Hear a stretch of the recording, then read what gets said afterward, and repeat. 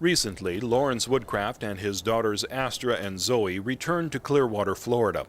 This was the first time the family had come back to Clearwater since Lawrence helped his two daughters escape from Scientology. Your dad said that you had mentioned to him the problem you had, how to get out of here, because there's motion sensors on the fences That's and why the I knew cameras I had everywhere. to leave from the coachman. Yeah. Because, I knew I could never. We thought about it. We thought about me driving up here to the hacienda, him driving up to the hacienda, and I would just jump in. But you just can't do it. You can't get through the fences, the security guards, the cameras. The motion detectors. Even the staff. Yeah, the staff will report you. Yeah. Everywhere the Woodcrafts went in Clearwater, they were followed by Scientology's cameras. We see you. Hello, we're back. But the cameras that really mattered were back at the Lisa McPherson Trust, where Lawrence Woodcraft agreed to sit down and talk about his experiences in Scientology with Stacy Brooks. Lori, tell me how you first got into Scientology. It was 1975, and I was on vacation in San Francisco, and I was just sort of being a tourist, wandering around, looking at the city. Now, where were you living at that time? I was living in London, and in actual fact, I had an American girlfriend who lived in Los Angeles. So I'd visited her in Los Angeles. We'd expected to get married, but it broke apart. We broke up. So then I thought, I'll go to San Francisco and check it out. So that was why I was there. So I was wandering around San Francisco, a little bit sad, but. So I happened to wander by the Scientology organization there, and they invited me in to take a personality test. And so I did, and initially I was a little bit turned off because there had been so much bad press about Scientology in England, and it was considered a cult and really weirdos. But curiosity got to me, so I wandered in and I attended a lecture on, the reactive mind and how, bad experiences remain with you and can make you less able. Now, at that time, how were you doing in your life? Well, in reality, when I look back, I just graduated architecture school, I had my license, the job market was good. And so, I had several interviews lined up with big firms in London, so really the world was at my fingertips, you might say. But how were you feeling about it at that time? But there, the broken relationship that I'd had with this girl was in my mind, so I was kind of down really, wondering, I was really kind of just wandering around San Francisco thinking, what am I going to do with my life? I've finished college, what am I going to do? I was sort of searching. So it was sort of a perfect time for Scientology to find you. I was vulnerable, you might say, yeah, exactly. And so the person who I discovered was like a registrar, spoke to me, and they were, I explained what I'd been through, and I was kind of searching for something in life, I guess. Now the registrar is the person who convinces you that you should start taking courses or buy some auditing or whatever. Yes, right, and so they were very sympathetic, and they said, well, you really need Scientology because the higher levels of Scientology, can explain to you the very meaning of life and the reason we're here, and questions like, is there a God? What's it all for? So really, this is going to help you be more able, it's going to help you be a better architect, it's going to help you in every aspect of your life. So I was interested, it sort of caught my interest, even despite the bad things that the press and the government said about it back in England. Yeah. I thought, this is a good group of people and they've just been attacked for no good reason. So the information that you had heard about Scientology or that you had read about Scientology wasn't of enough concern to you to outweigh the friendly faces that you found at the San Francisco org? Exactly, yes, because I could picture in my mind a British newspaper article saying that Scientologists were banned from entering the UK, and then it had a picture of them using the e-meter, and I remember thinking at the time, what a bunch of wackos, what a bunch of extremists. But then when I went into the org in San Francisco, everyone seemed so friendly and so open, and it seemed so hospitable. I thought, I was wrong, and maybe the fact that they were being attacked by the British government was a good thing. Maybe the government, because this is kind of like, through college, the whole hippie thing, the whole anti-establishment thing, I felt like, oh, if I side with Scientology, it's a little bit anti-establishment, you know, it's Sort a of little cool. bit radical. Cool, yeah, exactly. And that was the sort of the vibe the place had, if you like, I could put it that way. So what happened after you went to this first lecture? Well, then it caught my interest, but then, you know, my flight was within a few days, so I flew back to London and started working at an architectural firm in London. But then, you know, within a few weeks, I had like lingering interest to find out more about Scientology, and so I looked up their organisation in London, and then I went to it one evening. I just arrived. And I mean, it was nothing like the organisation in San Francisco. It was tiny, and it looked like it was struggling. And like it was kind of like as soon as I walked in the door, it was like someone's here, you know. So they kind of pounced on me, and you know, I saw the registrar there, and they like immediately said, you know, you need to start on a course, which was called the Hubbard, the HQS course, the Hubbard. Qualified Scientologist. Exactly, yeah, which was, you know, I didn't even start with the smallest course. They put me on like a bigger course immediately. So before I knew it, I'd written them a check, and I was up in the course room starting, you know, and there were people up there doing drills with dolls, and there was a big bust of Hubbard, and I'm thinking, oh my God, what the hell's going on here? You know, like I'm in a cult, you know. So I was sort of immediately conflicted. I was thinking, these people seem weird, but at the same time, you know, well, what are they all studying with such, you know, fervor? And like I was led to believe they were studying the very stuff of life itself, you know, the history of man, the mysteries of the universe unraveled, you know. So at the same time, my curiosity was risen, you know. It was a matter of curiosity, and it was a matter of suspending your disbelief a little bit, wasn't it? Exactly, yeah, right. And even thinking, you know, the fact that these people were attacked made them kind of cool, you know, meant they had something to offer. But my parents, when I told them that I was doing a Scientology course, my parents and my two sisters and my friends were horrified. They said, "What are you doing? You know, like you know, you've just graduated college. You know, you're an architect. You've got a profession. What interest could you possibly have in it?" So, and then I could never get them to see that it was a good thing. You know, I would explain to them about it. I even gave my mother a book to read, but she really thought it was garbage. You know, I could never convince her otherwise. And yet somehow they had convinced you that maybe, just maybe, they really did have the secrets of the universe. Well, they did, and now years later, I still am baffled by my mindset. I'm still like, How could they what have was done I it? thinking? What was I thinking? You know, because I mean, I'm not an idiot. At this point, I had 2 university degrees from a good university. I was a professional person, and I'm honestly still baffled. But what was I thinking? But What was the hook? What was the hook? I think the hook with me was that, you know, I'd always been interested in like astronomy, and like, you know, I'd always pondered like, how did the universe start? Was it a big bang? Was it always here? And I remember as a kid, I was always, you know, my family were Christian, and I was always talking with my dad, especially, you know, where is God? You know, is there a God? Is he dead? Is he alive? You know, how did it start? You know, is there a heaven? And so I was like fascinated with those questions, and you know, so far no one had given me any answers, but Scientology were like, we have all the answers. So somehow they were able to ascertain that that was your kind of go button. Yes, right. And they promised me that they had like, oh, we have levels now that are so confidential, we couldn't tell you them without blowing you away, but as you go from level to level, you will have a full understanding of all of those questions. You know, you will know how this universe started, you will know, you know, all about God.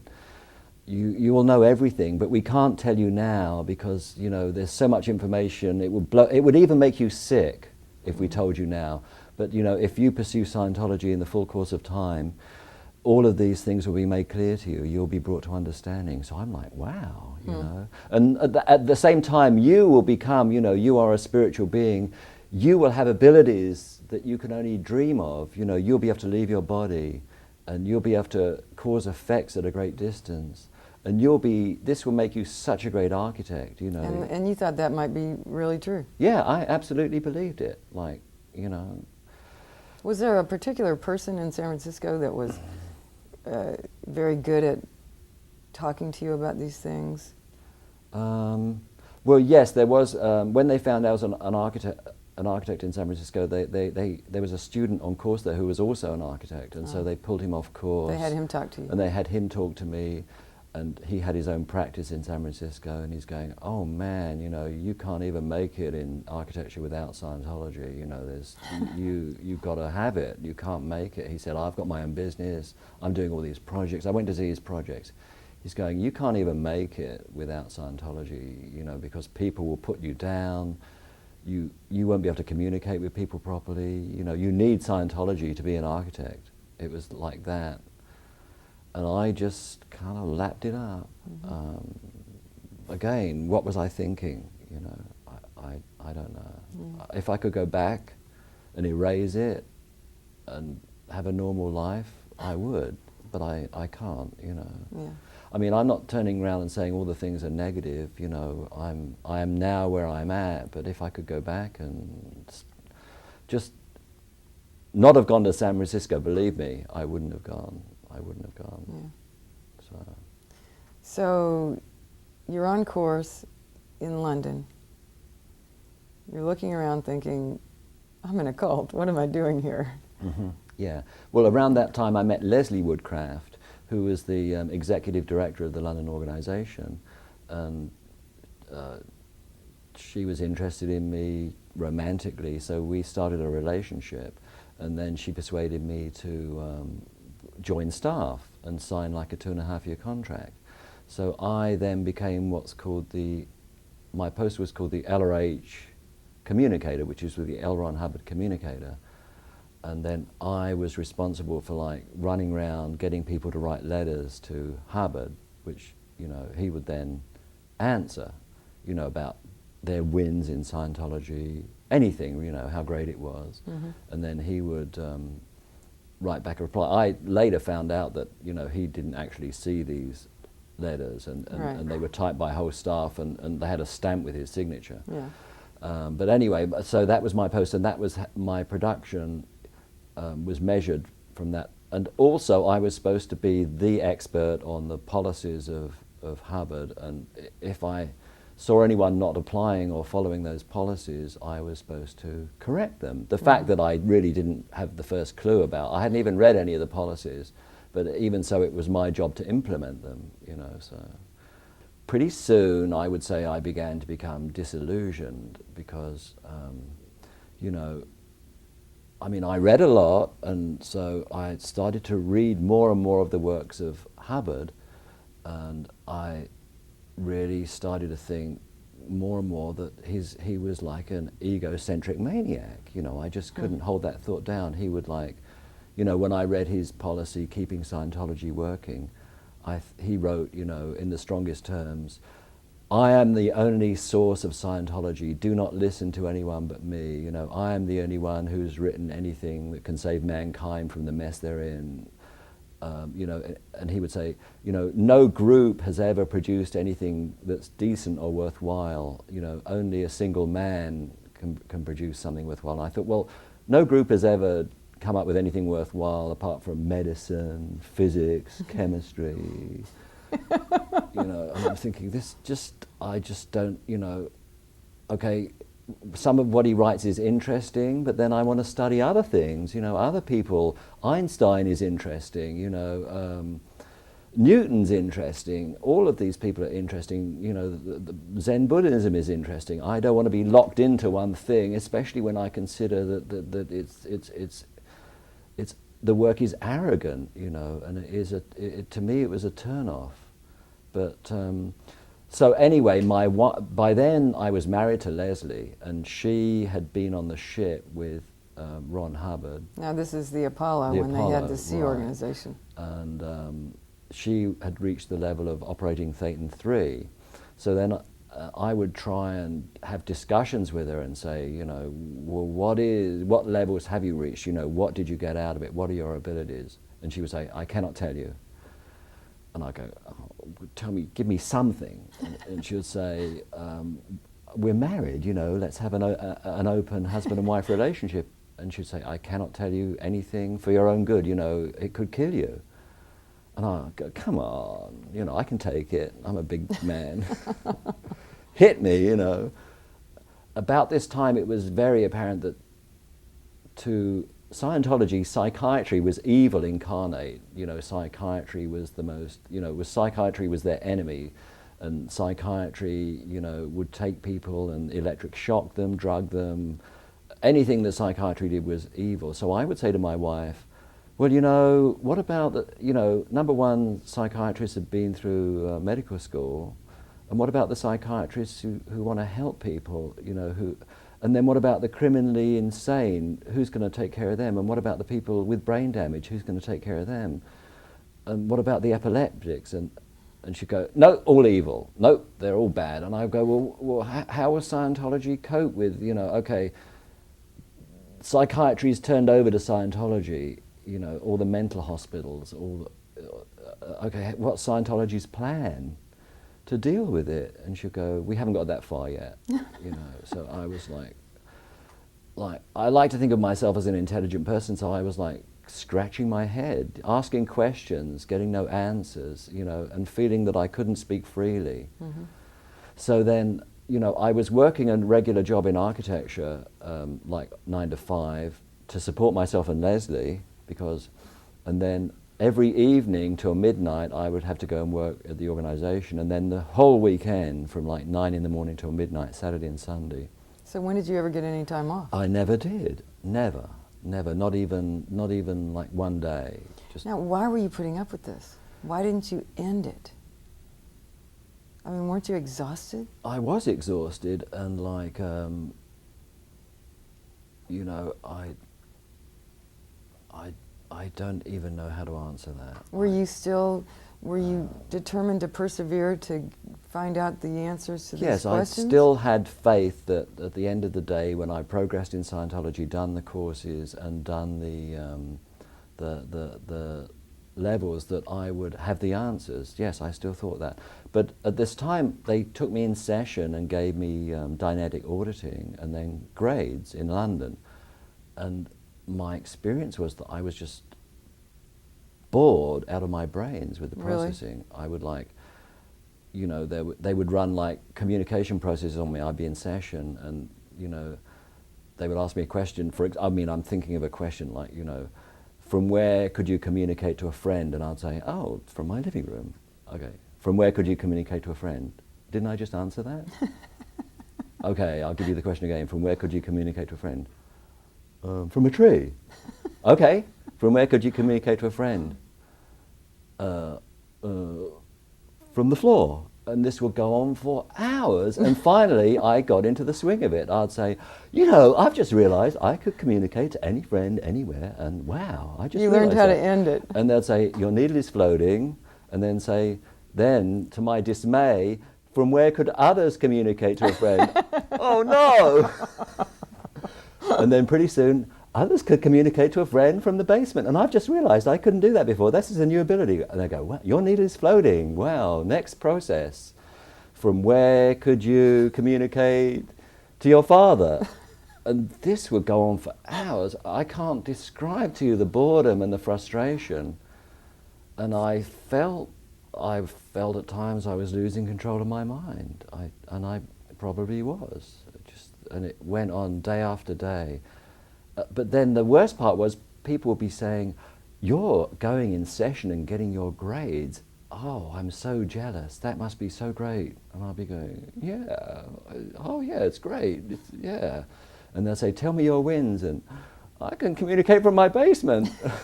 Like, I don't know. I just don't know. What was I thinking as an intelligent person? I don't know. But in truth, you were thinking, okay, this isn't the level for me, but I'm going to get through this level. To the next level. The next level is where it's at, where I find out about the universe, the Big Bang. I find out, you know, how everything started. You know, the stuff that even Einstein would be just in amazement at. You know, and I thought, I can't wait to find out what it is.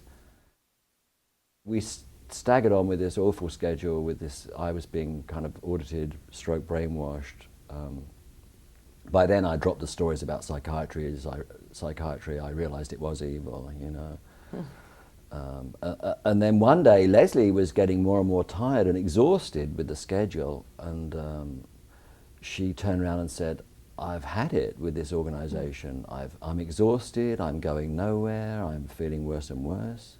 And I'm like, "Leslie, you met LRH. You were on the Apollo.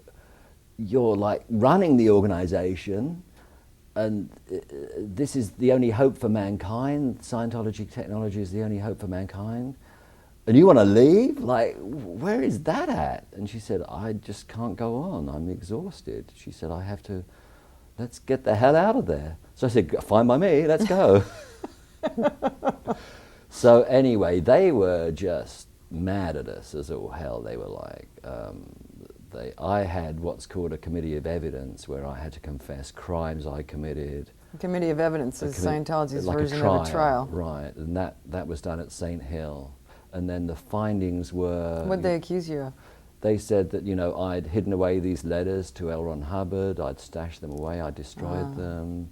They said that I'd, you know, hadn't in fact gone round spotting out Ron Hubbard policy. I'd let it under my nose. I'd let flagrant out policy situations exist.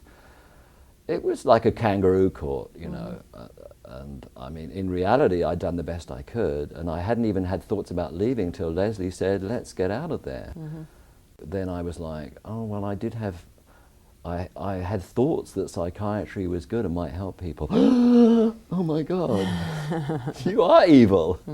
So anyway, the committee found me guilty of all these crimes, and you know, I was banned from ever being a staff member in the LRH Communicator Network again. I was like ordered to do like, I think, 500 hours of amends, you know.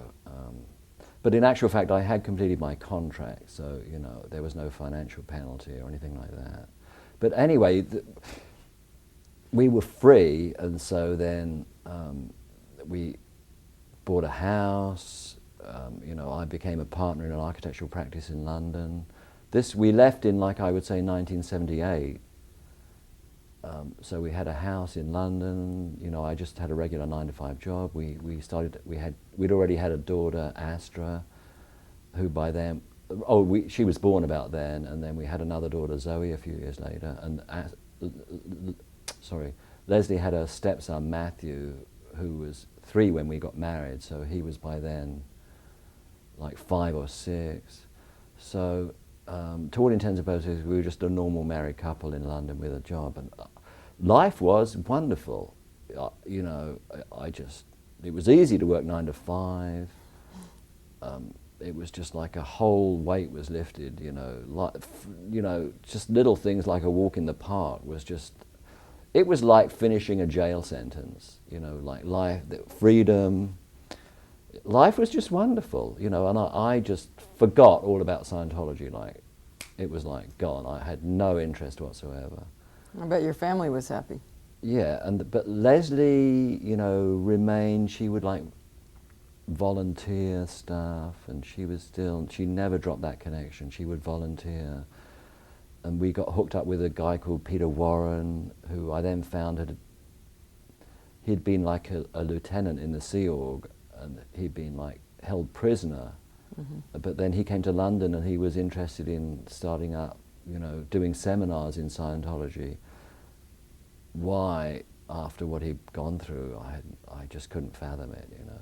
But he was like a nice guy, and so we met with him, and he wanted to do Scientology seminars, and Leslie volunteered work for him, and I was thinking, oh my God, we're getting sucked in again. bit by bit. And so, but mostly we were free until about 1986. So we were free for like a full 8 years of bliss. You know, life was great. And then Leslie's father died and left her like a pretty large chunk of money. And she immediately said, you know, I want to go take this money, go to their organization in Clearwater, Florida, and do some auditing. And I'm like, are you nuts? You Let know? me just stop you for a minute and ask you, were you surprised when she suddenly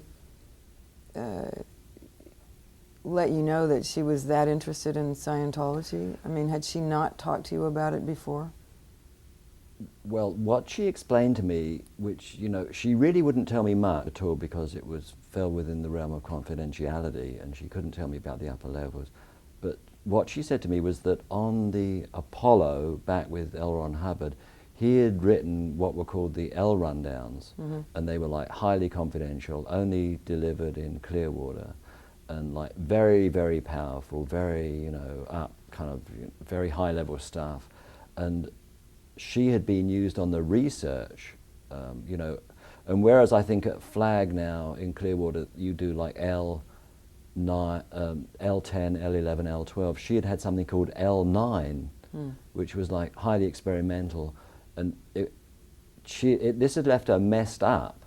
So she was told she had to go to Flag to have this corrected because it was like, it was making her sick, and this was why she'd become exhausted in London. The fact that she'd had these experimental ones needed to be corrected, so she should take this money her father had left her and go do it. But she would be back within a few weeks and she would be better than ever. But what I'm wondering is, you know, you had these 8 years of happiness, and from what you're saying, it sounds like you were unaware of how strong a connection she continued to maintain with Scientology. Right, I would say so, yeah. I thought she was sick of it and out of it. Do you think she was not telling you because she was aware that you weren't as interested or something? Right, she deemed me to be like disaffected. In other words, that's the Scientology word for meaning someone who's like tried Scientology. Not totally with the program Not with here. the program, exactly. So she was a little bit kind of cautious about what she'd say.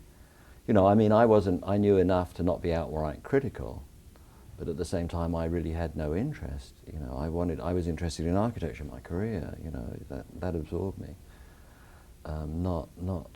So I think she was very cautious about what she would say to me even at that stage. So when you say I knew enough not to be critical, you mean you knew better than to say to her anything that was critical about Scientology? Right, because I knew that in Scientology, that if you're at all critical of Scientology, that means your criticism is never valid. That it means that your criticism is caused by bad things that you've done. In other words, you know, I would do bad things to Scientology, and then that would make me critical of them. And that's the only reason I would be critical of them. If I said, you know, I disagree with Hubbard on this, this, and this, and think he was off the rails, that wouldn't be, it wasn't possible that I had a genuine What would happen? problem. It would be that, well, either you've misunderstood a word and that you have to go back and find it and clear it, and then miraculously the criticism will stop, or you've done a bad thing, you know, to Scientology. You've harmed them in some way.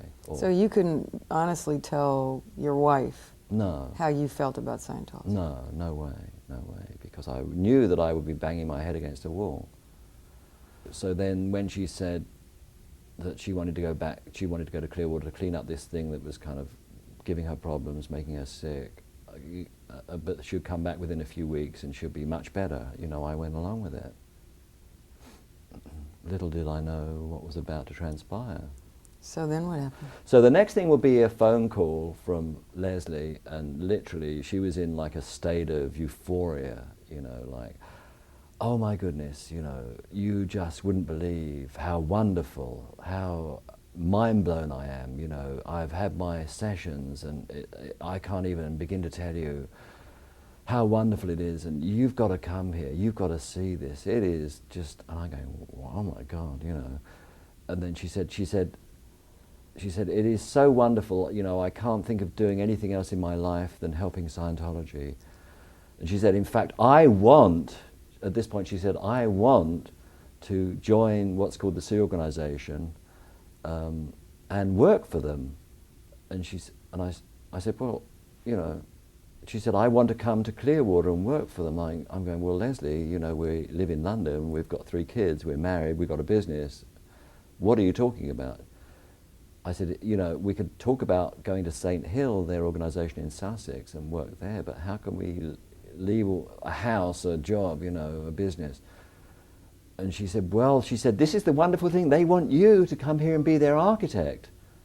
She said, let me put you on the phone to the director of personnel. So anyway, someone comes on the phone and says, hello, Mr. Woodcraft, this is the director of personnel from the Flag Land Base. Congratulations, Mr. Woodcraft. We've reviewed your qualifications and we have been actively looking for an architect for months because we're going to design a whole huge building here for delivering Scientology to the public. It's going to be like several 100,000 square feet. It's going to multi-million-dollar project. We're ready to start design work. And Mr. Woodcraft, you have been selected to be the architect. And, you know, even when this building's finished, there'll be other projects. We're going to be building hotels in Clearwater. We're going to be buying property. We're going to be renovating it. We're going to be building new buildings. We are entering a period of unprecedented expansion. You have been selected to be our architect because you are uniquely qualified. But we've examined the projects you've done in England. And so this is a wonderful opportunity for you. And they even said, you know, we have other architects here we've been considering, but they don't have the experience you've had, you know, because I designed a hotel in England. They said, they don't have the experience you have. You are uniquely qualified. So I said, wow, this is like, I'm getting a job interview over the phone and I've got this great job. I can't believe it, you know, and I'm going to be running the show. And I said, well, you know, I got a house in London, you know, my kids are in school here, you know. And they said, don't you worry about a thing, you know, you're coming here as an architect, you'll have a brand new luxury apartment overlooking the ocean, you know, your kids will go to private Scientology school, you know, you'll have a car to drive around in, you know, you'll get a bonus, every other week you'll get a day off, you'll get a bonus, you know, you'll probably get $1,000 a week bonus to live on. You know, life is going to be great for you, Mr. Woodcraft. And I'm going, wow, I can't believe this. You know, this is such an honor. And I'm going, but you know, I've got to give up my whole life in England. Oh, I said, but wait a minute, you know, I don't have an architectural license to be in the United States in Florida. I'm not licensed to practice in America, you know. I'm only licensed to be in England. And they said, oh, big pause. Don't you worry about that. Why don't you do some research on that and find out what it would take?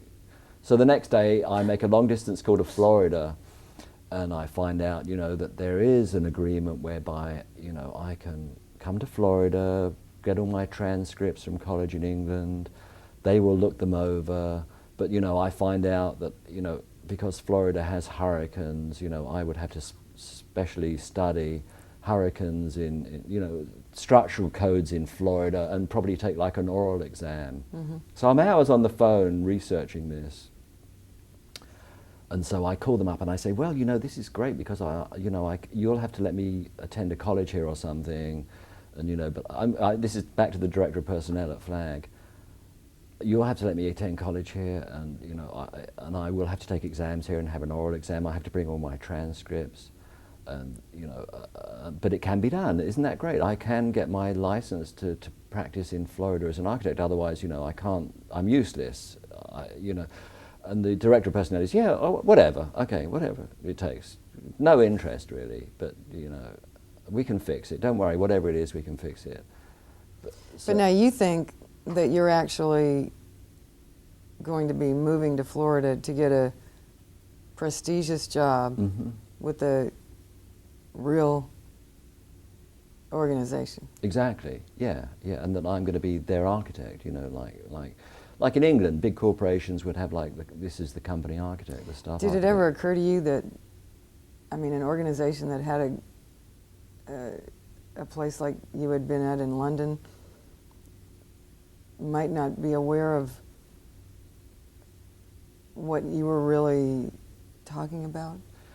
Well, I'd already seen that the organization in San Francisco was huge, and it was explained to me, oh, you English are kind of, you know, you English people are kind of like your own eccentric little country, and, you know, Scientology has never gotten big there because, you know, even though it's fairly big at St. Hill, but like the English are kind of resistive to Scientology, you know, and they don't think big. But in America, Scientology is huge, you know.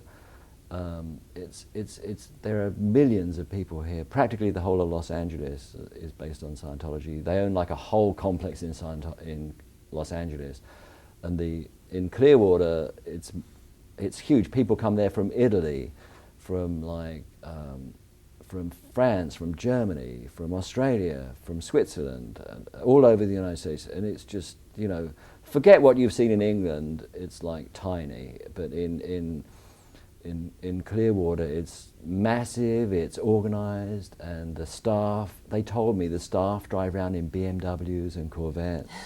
They make unlimited money. So just don't think small, don't think like an English guy, you know, it's huge. But I'm saying, well, you know, okay, if you've got all these millions of Scientologists, you must have architects over here in America who are qualified. You know, you must be able to handpick anyone you want. Why me, you know? They're going, well, you know, we have architects here, but, you know, they haven't designed hotels, and they, you know, we've checked your wife has told us the sort of projects you've worked on, and we think you're qualified, you know, and we like, you know, anyway. I was so flattered that I didn't really go into it too much, you know. Gullible is the word, I guess you might say. I sold my house. I came to an agreement with my partner to get rid of the business. They told me to go to the embassy in London, the United States Embassy in London, and take my passport and tell them that I wanted to go to America for 1 year to be a missionary. And I said, you know, like, a missionary? I don't want to be no missionary. I want to be an architect. And they said, no, that's just how you have to, you know, you'll be like a volunteer, you know, working for the church. I said, well, then how are you going to pay me as an architect? And they said, well, you know, we'll pay all your living expenses and then just give you pocket money. That's all legal. So anyway, I went to the London embassy and stood in line, and the guy said, okay, what do you want to do? And I said, I want to go to join the Scientology to be a missionary for a year. And he said, no way. He said, what do you do? I said, I'm an architect. He said, you're going to America to work as an architect. I said, no, I'm going to be a missionary. He said, no, absolutely, there's no way. You're going there to work. And I said, but, he said, next. And I was just, so, but at this point, my wife and kids she'd flown back to England, taken the kids and gone to America. So now I walk out of the London embassy and my mind is like, oh my God, my whole family has gone to America and I can't even get there. My dreams are shattered. And like, so I call up and they say, come to St. Hill to meet with someone from OSA, you know, the Office of Special Affairs, and they'll tell, don't worry about this, don't worry. And so they will explain to you how to get through to the people at the embassy. So I went down there and I met this lady there, and she said, get the deeds of my house had been sold, but I still had the paper. She said, take the deeds of your house, take your partnership agreement, take all of this back to the London embassy, and explain to them that you're just going for a year, and you know you're still going to be an English resident, you've still got your house, So they're coaching you on how to lie. How to lie. So I said, but I'm not going for a year, as I understand it. I'm like the new architect for Clearwater. You know, I'm going for permanently. Do you remember who was coaching you on this at St. Hill? No, I remember it. I had several phone conversations, I think, with a guy called Glenn Stylo. He was in LA, but he was like their chief immigration person. And he was coaching you on how to lie to the immigration officials? To say, just go, take the deeds of your house, take your partnership agreement, and tell them you only want to be for a year. So even though he knew that you'd already sold your house and you'd already dissolved your partnership.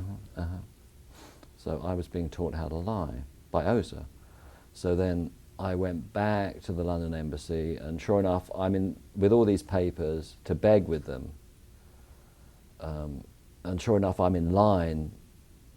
Oh, I forgot to say, when I was first refused my visa for America, I was so upset because my family had gone. I was about to start begging to say, but my family have already gone.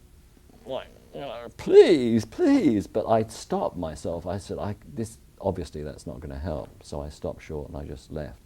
So then anyway, I went back to the American embassy armed with all these papers, you know, my house deeds, and I'm in line to the same guy again. So I go, oh no. So at the last minute I duck out. I let the person behind me go ahead, and then I get in another line and I see a girl there at the embassy, and I said, look, I just want to go to America for a year to be a missionary as a volunteer. Here's I have a house in London, you know. I have a partnership here. I'm going to come back. And she said, okay. So she wrote in my passport a special stamp. They stamped it with the visa, the B1 visa, and they said Church of Scientology 1 year, and dated it. So then, I mean, I can't tell you how relieved I was. You know, I went outside and practically cried with relief that I could now go back to my family. But already I was beginning to feel the kind of stress of family separation, you know. Well, now you're going to be in America under false pretenses. Right. So then I fly to America. I'm on like British Airways flight, and I've got all my architectural equipment on the plane in my carry-on bag, scales and compasses and stuff. And I'm sitting on the plane, and I'm going, wait a minute, I'm a total idiot. I'm gonna try and get through immigration in Tampa. And they're going to open my bags and find all this architectural equipment. I'm meant to be a missionary. What am I thinking? So I like stand up in the flight, I open the overhead compartment, I'm fumbling in my bags, I ditch all my pencils, my scale, my architect's equipment, I ditch it all. I wrap it in a blanket, and, you know, And leave it on the plane? Leave it on the plane, because it's a lot of equipment. So then I'm in a state of panic. So then I arrive at Tampa immigration, you know, and I'm like, I'm here to be a missionary for 1 year with the Church of Scientology. So the guy says to me, have you got any e-machines in your baggage? E-machines? E-machines. And I'm going, no! And then he laughs, you know, just kidding. And then, okay, he lets me in. So then, like, floods of relief. And then I arrive at the building in Clearwater, and they say, oh, well, you know, I meet my wife, I'm reunited, at the Fort Harrison, I'm reunited with my wife and kids. It's been like a month, you know, and so that's great. And then they say, well, let's take you to where you'll be staying temporarily. And, you know, your new apartment's being gotten ready. So we go out to a place just in the middle of nowhere, it seems like, on US Highway 19, called the Quality Inn, known as the QI, which is just like, I can't describe to you arriving there at midnight. This place is so run down and falling apart. It's just an old motel. And we're all in one room, and like we're all shoved in one room. And I'm going, you can't put five, you know, a 13-year-old boy, an 8-year-old girl and a 2-year-old baby all in one room with the parents. Like, what? And they go, oh, well, we just had little snags with the accommodation, you know, it's temporary. And I go, well, we can't all sleep in one room, you know. I haven't even seen my wife in months, you know, like what? And they say, it's just temporary, but this is September, there's no air conditioner. It's like, I can't even sleep. It is so hot. It is so hot and so humid. I'm just lying there all night sweating. And then, okay, so I go into the Fort Harrison the next day, and they like give me all these interviews, you know. Like, I mean, I really know, I've worked in London at some tiny little organisation. I know nothing about the sea organisation, so They give me all these aptitude tests, IQ tests, and they put me on the e-meter and they're saying, you know, did someone send you here? You know, are you working for a newspaper? I'm going, you know, you invited me to come to be an architect. Like, you know I'm not sent by a newspaper. What are you talking about? And they're going, will you just please answer the questions? Were you sent by a newspaper? Were you sent by the government? Do you work for the CIA? I mean, come on, guys. What are you talking about? You know who I am. It's me, Laurie Woodcraft. You interviewed me for an architecture job. You know, now you think I'm sent by the CIA? Come on. Anyway, so I just play along with it and get through that. And they say, you know, we've decided that we want you to do this job where you go around interviewing PCs. You know, interviewing like pre-clears like Scientology, public, who you know, have come here from Italy, from Germany, and you know, they've bought services here, auditing and processing and training. Your job is going to be, you're going to go around and interview them, and then, you know, work out which of, you know, if there are any problems, you need to go and handle it.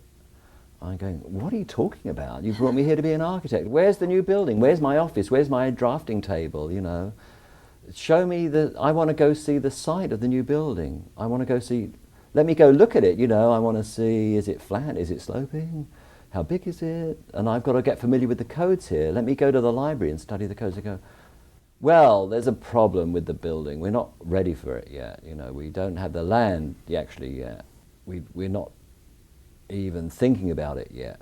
But in a few years, you know, we'll be doing it. Like, I'm going, well, I'm an architect, you know, I'm not going to go around interviewing people. I was like 5 years in college. I don't want to go around and talk to anyone. I love architecture, you know. I sweated my way through college to qualify it. Okay, you need to read this flag order written by L. Ron Hubbard, and this governs what you do in the sea organization. And so they showed me this flag organization. It said I had signed a billion-year contract by this point. Which everybody has to do who Yes. joins the Sea Org. So they showed me this flag order. It said, L. Ron Hubbard, I can't quote this verbatim, but L. Ron Hubbard says to the effect, once you're in the Sea Org, you know, you have been selected for a higher purpose, and you do what you're told. You don't do what you want to do, because you do what is best for the Sea Organization and therefore what is best for the whole of mankind. You do what you're told. You don't do what you want to do. Your wishes are unimportant compared to like the plight humanity's in. So they said, you are not going to be an architect. You are going to do something else. So like, you know, so I'm like, So at that point, what did you think? I'm just like, I was pissed. I'm like, I'm in a daze. I mean, I remember walking outside thinking, you know, my kids are here, my wife's here, we're living in squalor. I'm not going to be an architect anymore. I just felt like they'd chopped my right arm off, you know. And what was it that made you think they could have that kind of control over you? Well, I said, so I found my wife. I said, you know, this isn't going well. I've been lied to. You've been lied to. I said, I'm going back to England. We're all going back to England. That's it. We're out of here. You know, this is like a con job. And she said, you don't understand anything about the Sea Organization. You know, you're being suppressive. You better straighten up your act. She said, if you go back to England, you go back by yourself, you know, because I'm here, the kids are not leaving. And with what authority did you feel like she could keep your children? The fact that I was in America and I had no legal status, you know, I was a missionary, but like not a missionary, you know, I had a few $1,000s saved, but I didn't, you know, I mean, I'd already I read articles in England about, you know, they would have headlines, Scientology breaks up families.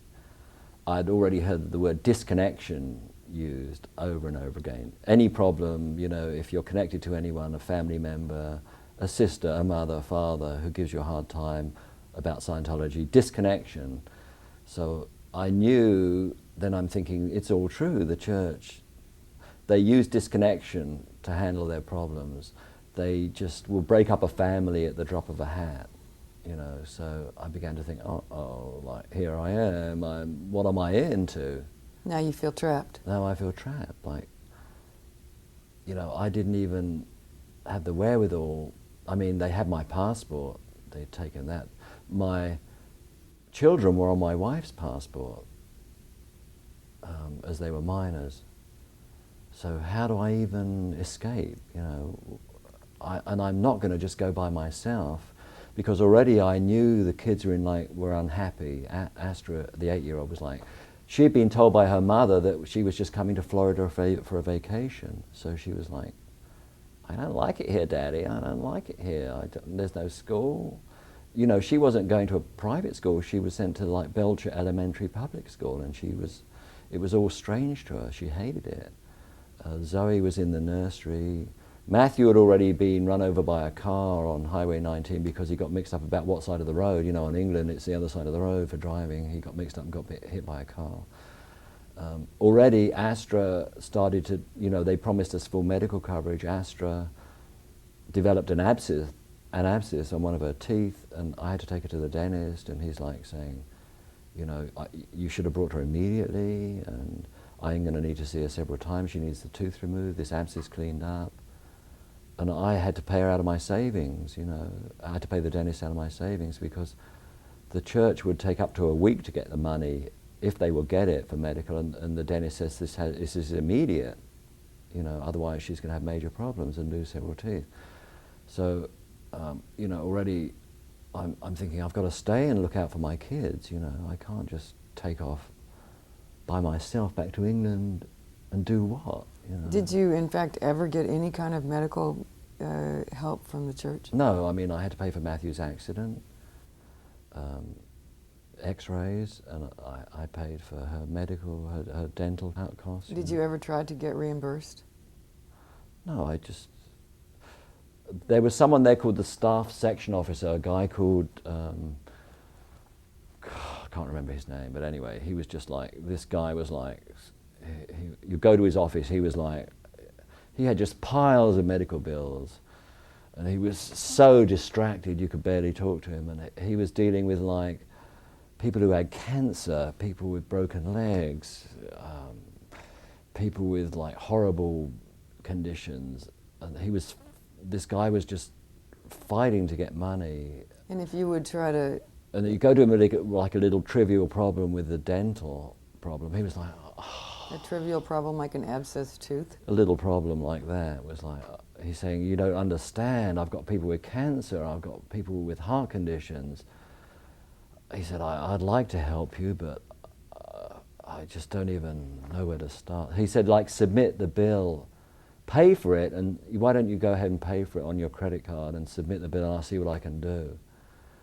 But then I read a policy in finance where, you know, if you go ahead and pay for something without the church's, without an approved purchase order, the finance officer turns around and says, thank you for your contribution. You know, it's deemed that you've paid for it without approval. Mm-hmm. So, I mean, I thought, oh, they'd have a medical float, you know. Or I thought they'd have medical insurance, you know, full coverage. They don't have medical insurance. There is no medical insurance. So, like, it's, you know, anyway, if you're there trying to look after your kids, what do? You know? So then I think, okay, I've got to somehow live through this. My main priority is my kids, you know, like what have and then the feelings of guilt, you know, what exactly have I dropped my kids into, you know, what have I got them into? And then I think, you know, the thought process I go through is, you know, I'm upset with the church, and I really don't have any right to be, because, you know, this is the church that is like on a mission to save mankind. And it really is the only, you know, it's the only solution to mankind's problems. And here am I with a few petty little problems, you know, and then look at my wife, you know, look how dedicated she is, and I'm thinking, okay, here's the solution. I go to ethics, I like explain to them, I'm going to be honest, I'm going to tell them what's going on, and you know, they can fix me, whatever it is, they can fix me, and if I can just be, life here is going to be hard, it's going to be tough, but like, look at all these dedicated people here, you know, they've all had their little problems with their medical and what have you, but you know, they have something, they have somehow risen above that and become good SEAL members. I want to be fixed to become like them, and then everything will be fine, because then I can live again. So I go to ethics, and they say, okay, you know, thank you for being honest. We will now show you some L. Ron Hubbard references, and we will get you to do like the conditions, you know, which is like you find out the condition you're in. Ethics conditions. Ethics conditions, and then you work through it, and you cannot get through the conditions, you cannot move from condition to condition and come up the levels without, you know, becoming happier and without realizing how to handle your problems. Because the tech works. Because the tech works, so I'm going, great, you know, I can solve all my problems. So anyway, I study the references on like responsibility. You know, Hubbard had written something called responsibility, you know, where you have to like rise to a higher level.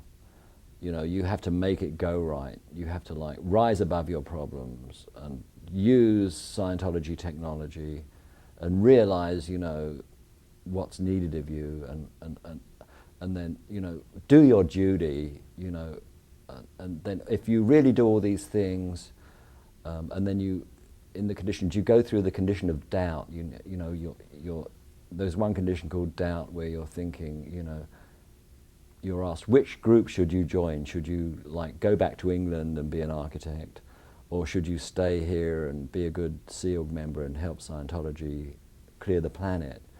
You know, so you work through it and you work through it until eventually I came out of it, you know. So your mindset about it is that going back to England and going back to being an architect would be a selfish thing to do, yeah, basically. Right. When there's such bigger problems to be dealing with in the world. Yeah, and I have to make sacrifices, you know, which aren't necessarily pleasant, but I have to be prepared to do that for the greatest good for mankind itself, you know, like I was told, well, we just only have a few years left for Scientology to do its thing before the planet destroys itself, you know, and like, what do you want to be, like a little middle-class architect with a house and a car and a dog and a cat, like having fun, or do you, while the whole planet goes down the tubes, do you want to do that? Is that what you want to do? Or do you want to join the team that is like saving mankind from destruction and death and horror, you know? Okay, I won't be an architect anymore, I'm sorry. Like,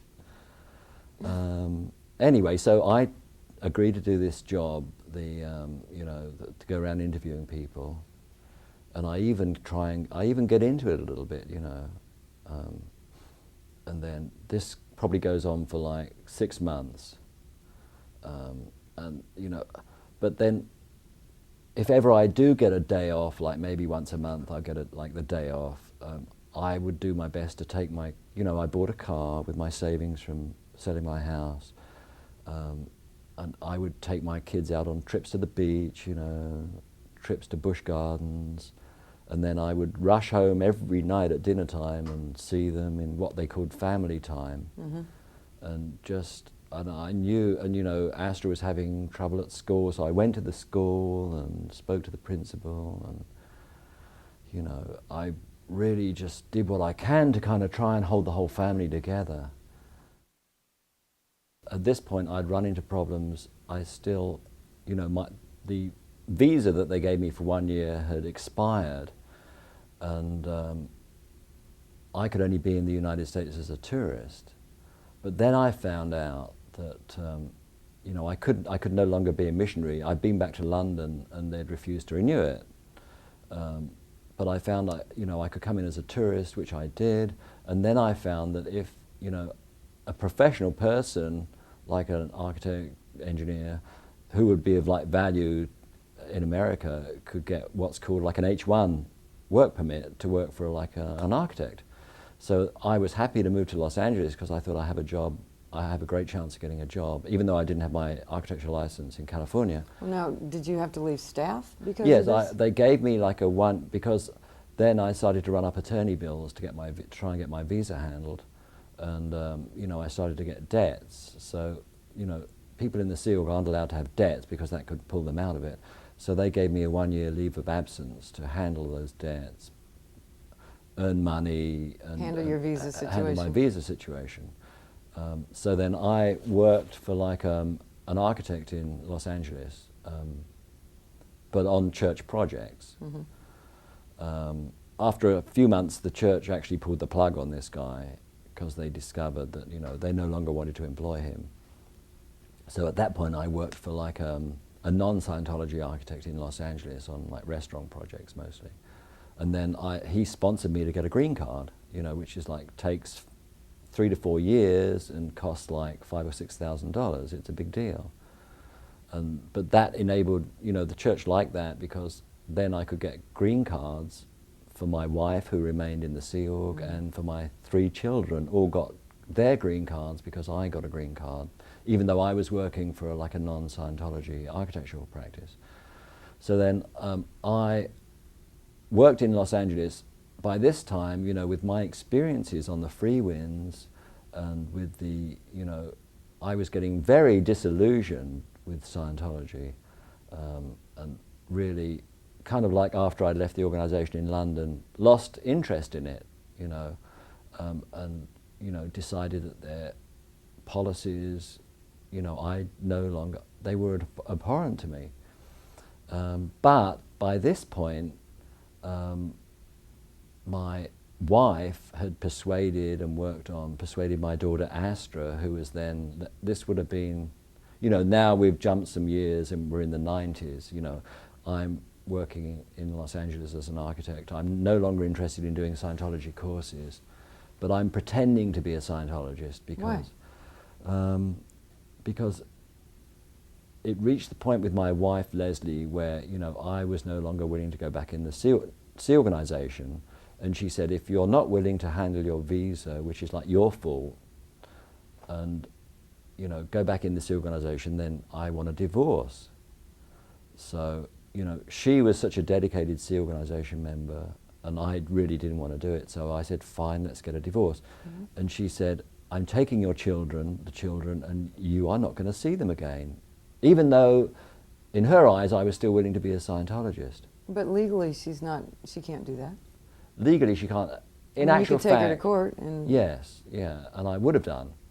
But in actual fact, she overstepped the line, and even her seniors in the church said, Leslie, you actually cannot do that. You know, you're even stepping beyond our policy. You know, he has to have access to his children. You know, he's no longer in the Sea Org, but he's still being a Scientologist, so he's cool. You know, he can see the children. But, you know, so they lived with me for a brief period of time, but then Leslie persuaded Astra to join it's called the Flag Liaison Office, which is part of the Church of Scientology in... But how old was she? She was 14.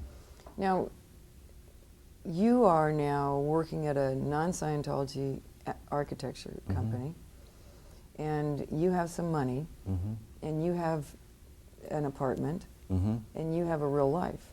Right. Whereas the mother is living in a room.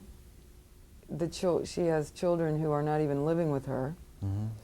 You could have gone to court and gotten custody of these children. Why didn't you try to do that? Well, one of the main policies of Scientology that I have a problem with is, like, if any Scientologist takes legal action or attempts to sue or gain custody or even divorce another Scientologist, or especially a SEAL member, without permission from the organization, which is never very rare or very rarely granted, that person has committed a suppressive act and will be declared a suppressive person. Right. Now then that means, it goes back to the thing in London, you know, the thing of like Scientology I knew will break up families, and they had a history of that.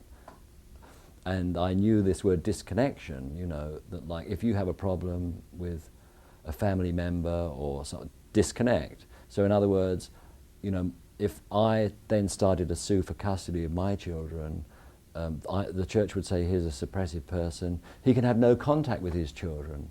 But what I'm saying is, a court, you could have gone to court and gotten a court order that would override the Scientology disconnection policy. But by this point, see, even if it overrid it, you know, around Los Angeles they have secret locations. You know, my daughter was living in sealed accommodation. Were you afraid that they would actually take your children? Yes, I and thought that they would just disappear. And even if I had a court order, a piece of paper, I wouldn't even know where they were. And, you know, I would say, I have this court order to see my daughter, and they'll say, well, she's actually at a secret location and she doesn't want to see you. So, you know, I really didn't know. I thought the best way to play it was to like pretend to be a Scientologist and just have access to my daughters, and then with my knowledge of the church that I gained by then, work on ways to get them out, you know.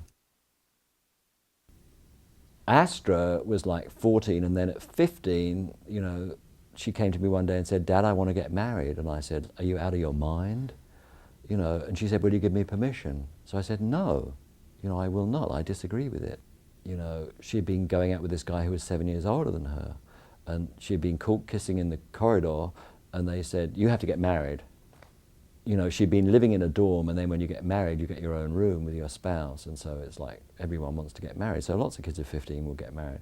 But anyway, I said absolutely not. I refused my permission. So then her seniors would call me. Well, her senior called me and said, you know, you have to give permission. It's a good thing. You know, she'll be more stable. She'll be happier. You know, we're going to make her do special courses on marriage, and she'll understand what marriage is. You know, and we have. You know, they're matching tone levels, which means emotionally they're well suited to each other.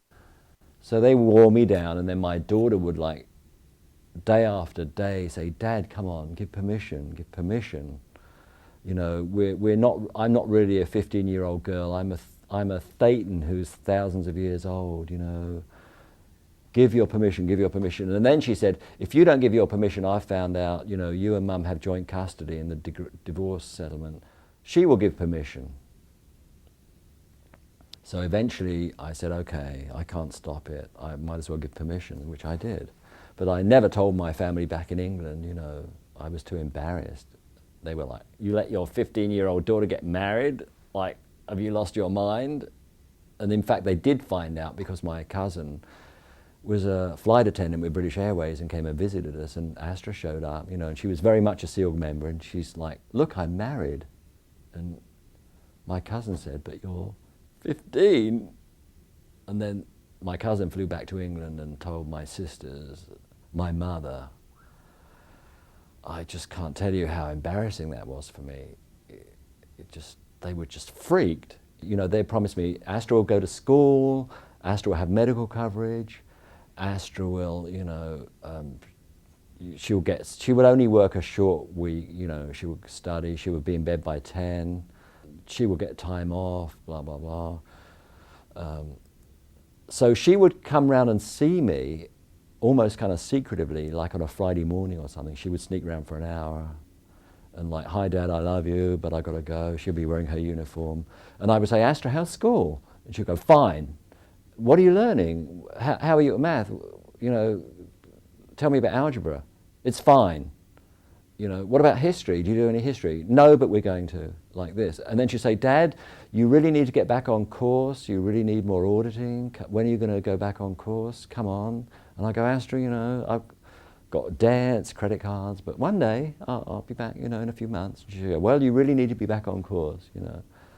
And then I'd see her again. It would be the same thing over and over and over. And I formed in my own mind that she wasn't happy. I knew she wasn't happy as a parent knows his child. You know, I would give her money. And one time she said to me, Dad, I want to open a savings account. You know, will you start it off for me? And she said, if you put $300 in, you know, I won't pay interest. So I said, Astra, that is commendable. You know, you should have a little cushion. And she said, I won't tell anyone about it. I'll just have $300. And I gave her $300 and she opened her own savings account. So I thought, cool, you know, I like her to have, and I bought her a car, an old used car, so she had a little independence. She could, that was the only way she could come and see me, because I lived, you know, 10 miles from New York. So, but I knew she wasn't happy. So then, and I knew, you know, I'm thinking my daughter, Zoe is another whole issue, but Astra I knew wasn't happy. She was 15, she was married. I would see her husband, we would never talk, you know. We would go out for a meal, we would never talk. So then my mother died in England in like 1997, and they said, you've got to come for the funeral, you know, and you must bring Astra, you know, we want to see her. So I told Astra her grandmother had died, and Astra's like, I want to come to England. And they said, no, you know, it's just a funeral. And she's like, but you become skillful in Scientology of how to twist things around. So she said, you know, if I don't go to England, all of my relatives in England want me to come for this funeral, and they are going to be very upset, and it's going to give them a bad opinion of Scientology, and I don't know how to handle it. And that, they don't want that, they don't like that. It's what they call like a PR flap. Right. So they gave her permission to come, which is like, to me, it's like a miracle. So at the back of my mind, I'm thinking, we're going to go to England, you know, it's for a sad occasion, it's for a funeral, but we're going to stay with my sister. She's got a big house, they've got their own real estate business. She's got cousins there she's never seen. She's got, you know, aunts, uncles. So we went to England, Astra's all excited, and oh, it's a sad occasion. The first day was the funeral, but then,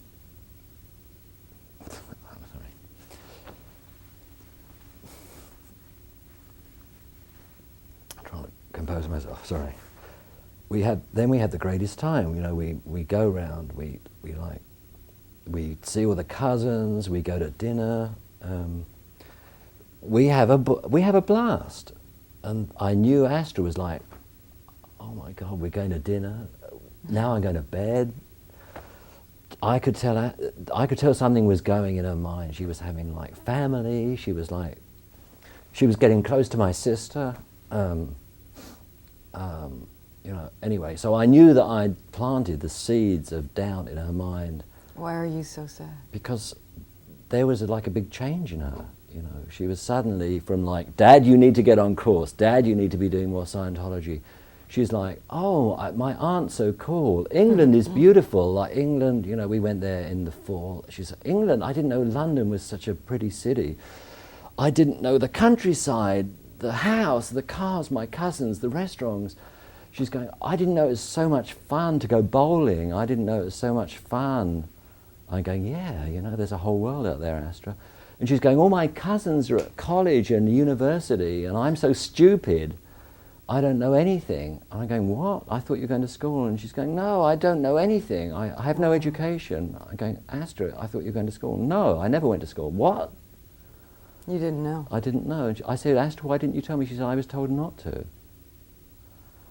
And anyway, this kid in front of my eyes sees that there's a whole world. It's really a battle for her mind, isn't it? Yeah, and you know, so I knew that I'd succeeded in this trip. I knew that I'd gotten through. So anyway, she comes back and she's like, you know, she is so unhappy to go back into that organization. She is so unhappy. And she's different. She's a different person. You know, she's not pushing me, Dad, go on course. Dad, you need to get your ethics in. She's not barking at me. And then something happens in Scientology. She's demoted. And she's really beginning to hate it, I can tell. But I had no idea of what was really going on. I knew my daughter was unhappy, as a father would. I had no idea. And then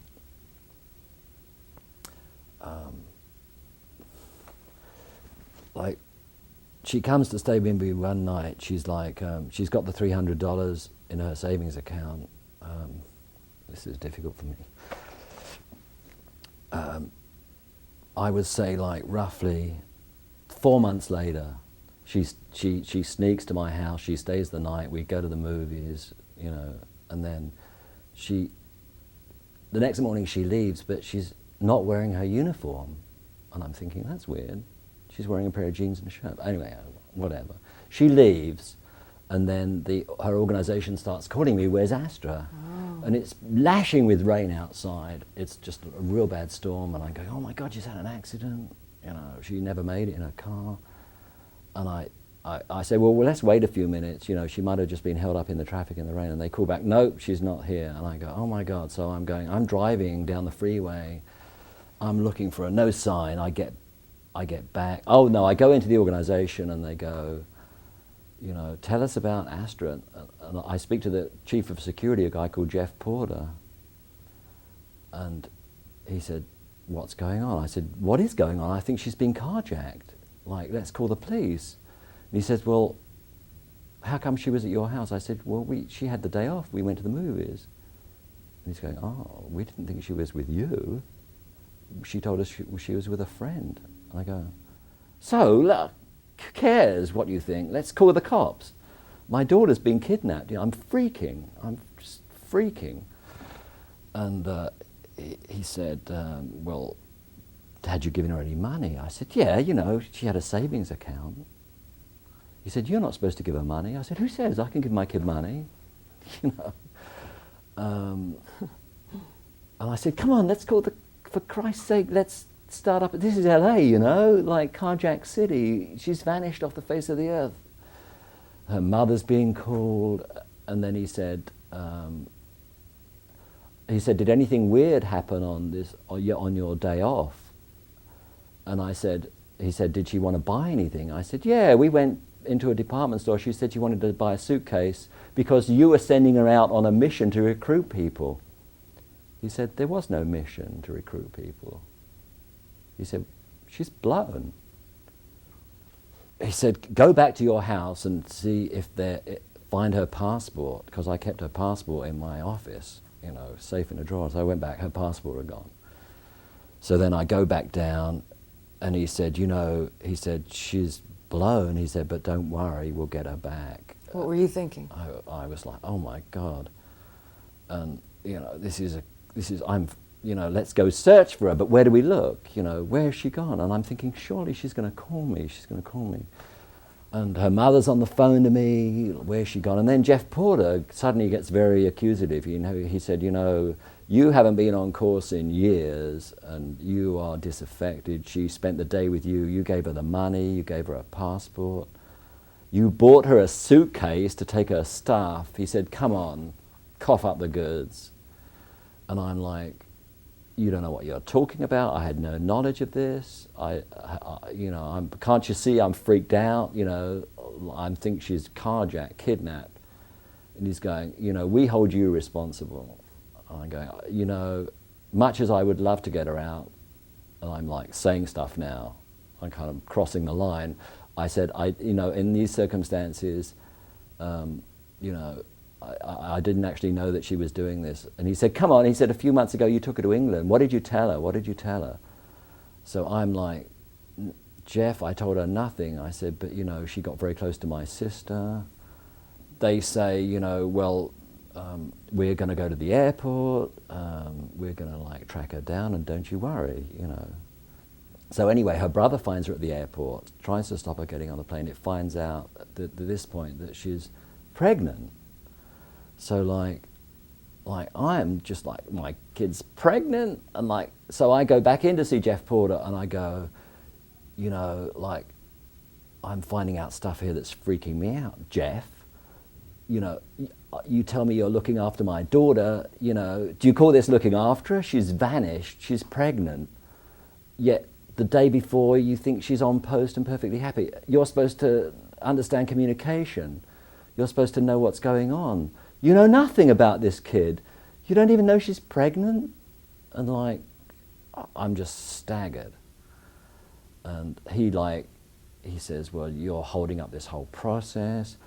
And she's only blown because of bad things she's done. I'm going, Jeff, she's a kid, she's pregnant. I said, the Sea Org needs to look at what's going on. You know, like, what have you done to this kid to make her take off on a plane to England? So anyway, now I'm slipping into their bad books, and I'm not holding back, man. I'm just mad as hell, because like, what have they done to my kid? I've got to pick up the pieces here. So I call my sister in England, and I say, my daughter's, like 5 o'clock in the morning, I say, my daughter's on her way.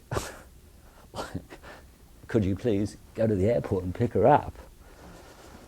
And then Leslie calls me and says, don't worry, we're going to have her met by people from St. Hill. And I say, oh, no, you're not. I said, you people have screwed up with my kid. I don't know what her state of mind is. Is she suicidal? Is she desperate? I said, she's flown to England to get away from you people. My sister's going to meet her. And I said, if she comes, she knows the game. If she comes, at Heathrow, and there are people from St. Hill waiting for her in uniform, like idiots, I'm not holding back at this point. She's going to run. I said, and I don't know, she already vanished, and I'm not going to, you are not going to do that. I'm going to have my sister meet her. So then the whole thing transpired that my sister meets her, there's no one from St. Hill to grab her, and then she goes and stays with my sister. And then I'm on the phone with her every day, and she's eating better food, she stops throwing up.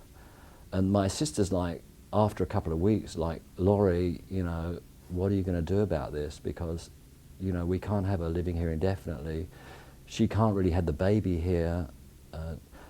The org's calling her, like, her mother's calling her day and night, my phone call. My sister is going nuts, and she doesn't even understand. She has no idea of what's going on. She's like, Laurie, I'm your sister, I love you, I love Astra. You've got to work this out, man. Like, so I hatch a scheme. I say, Astra,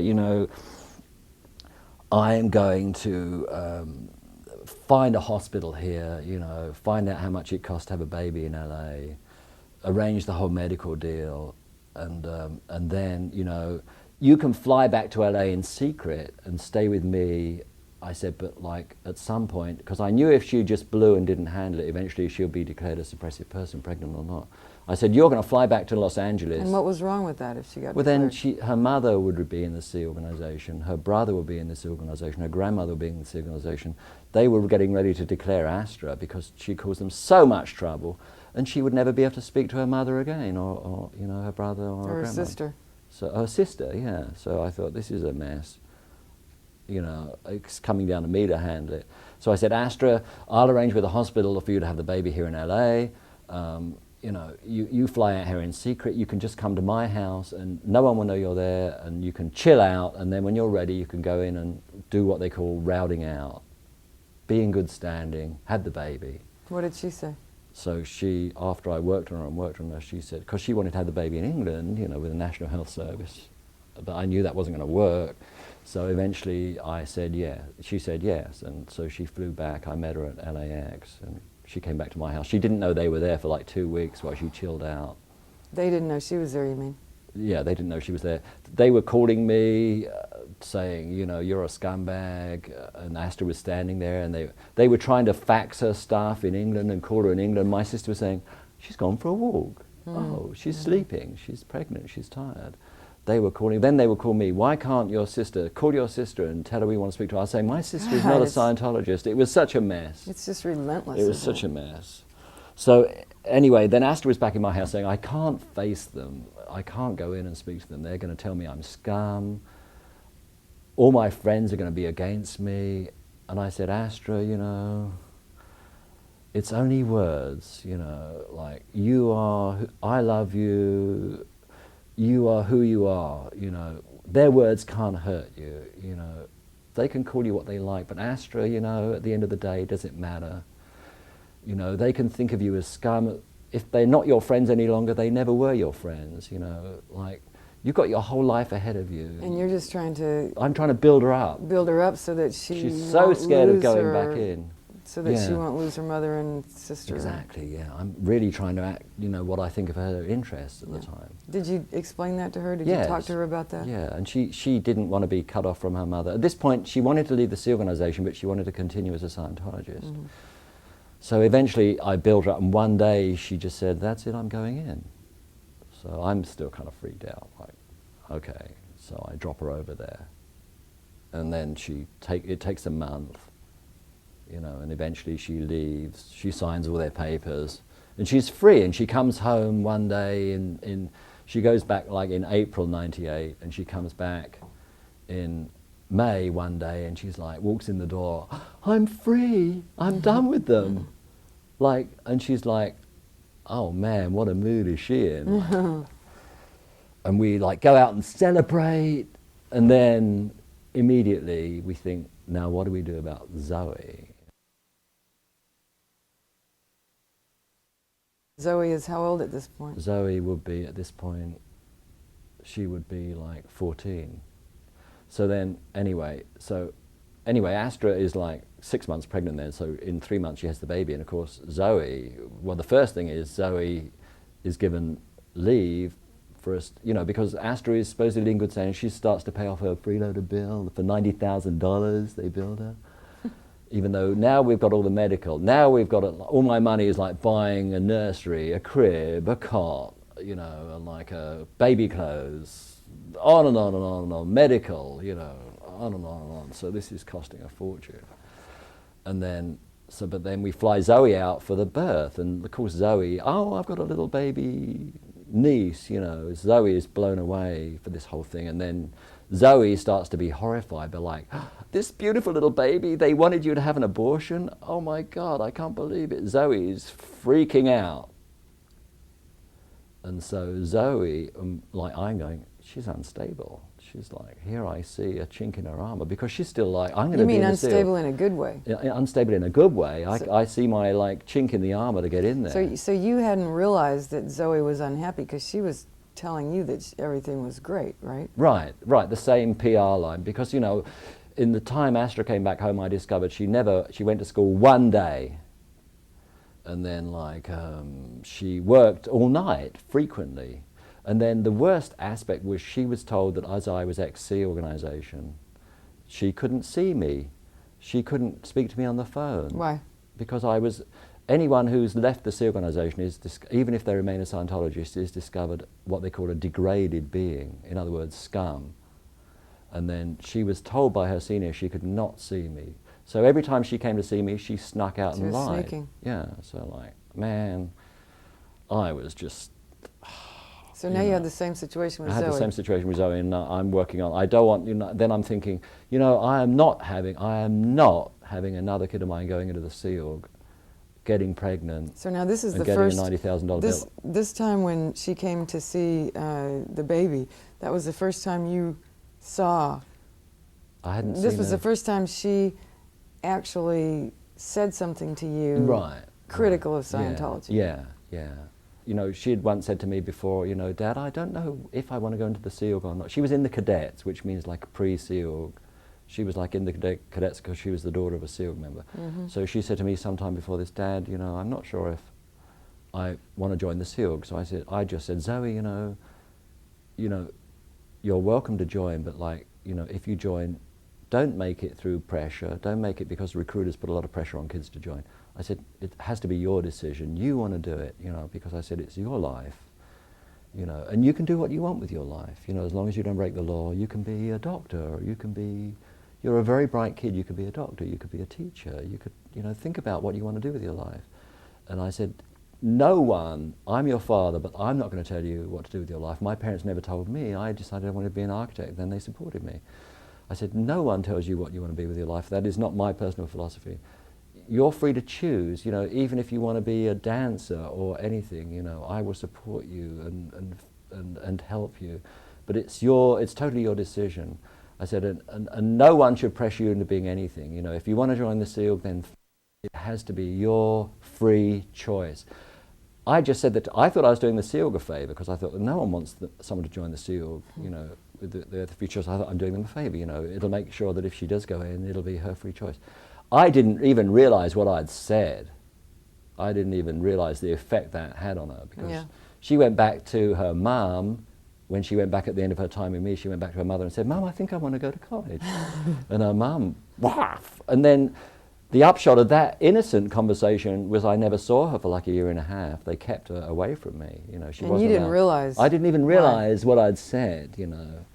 I was giving her like a father doula little pep talk. This really is a battle for the mind of a person, isn't it? Totally, totally. Did you ever realize that that's what you were doing? That you were fighting for the minds of your daughters? Certainly not at the point when I had that like innocent conversation with Zoe, but by the time the baby was born and Zoe came out to see the baby. And you knew what had happened to Astra.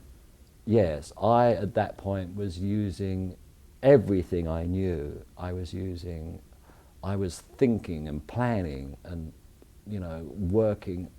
That was my sole intention, was then to get Zoe out, to save her from a life of Because hell. you knew that you had to get her to change her mind. You couldn't just take her out. I couldn't just take her. I had to like get to her. You know, I had to like show Get her to see. Get her to see. Yeah. So and Astra was the same. We were both planning. How can we get Zoe out? What can we do?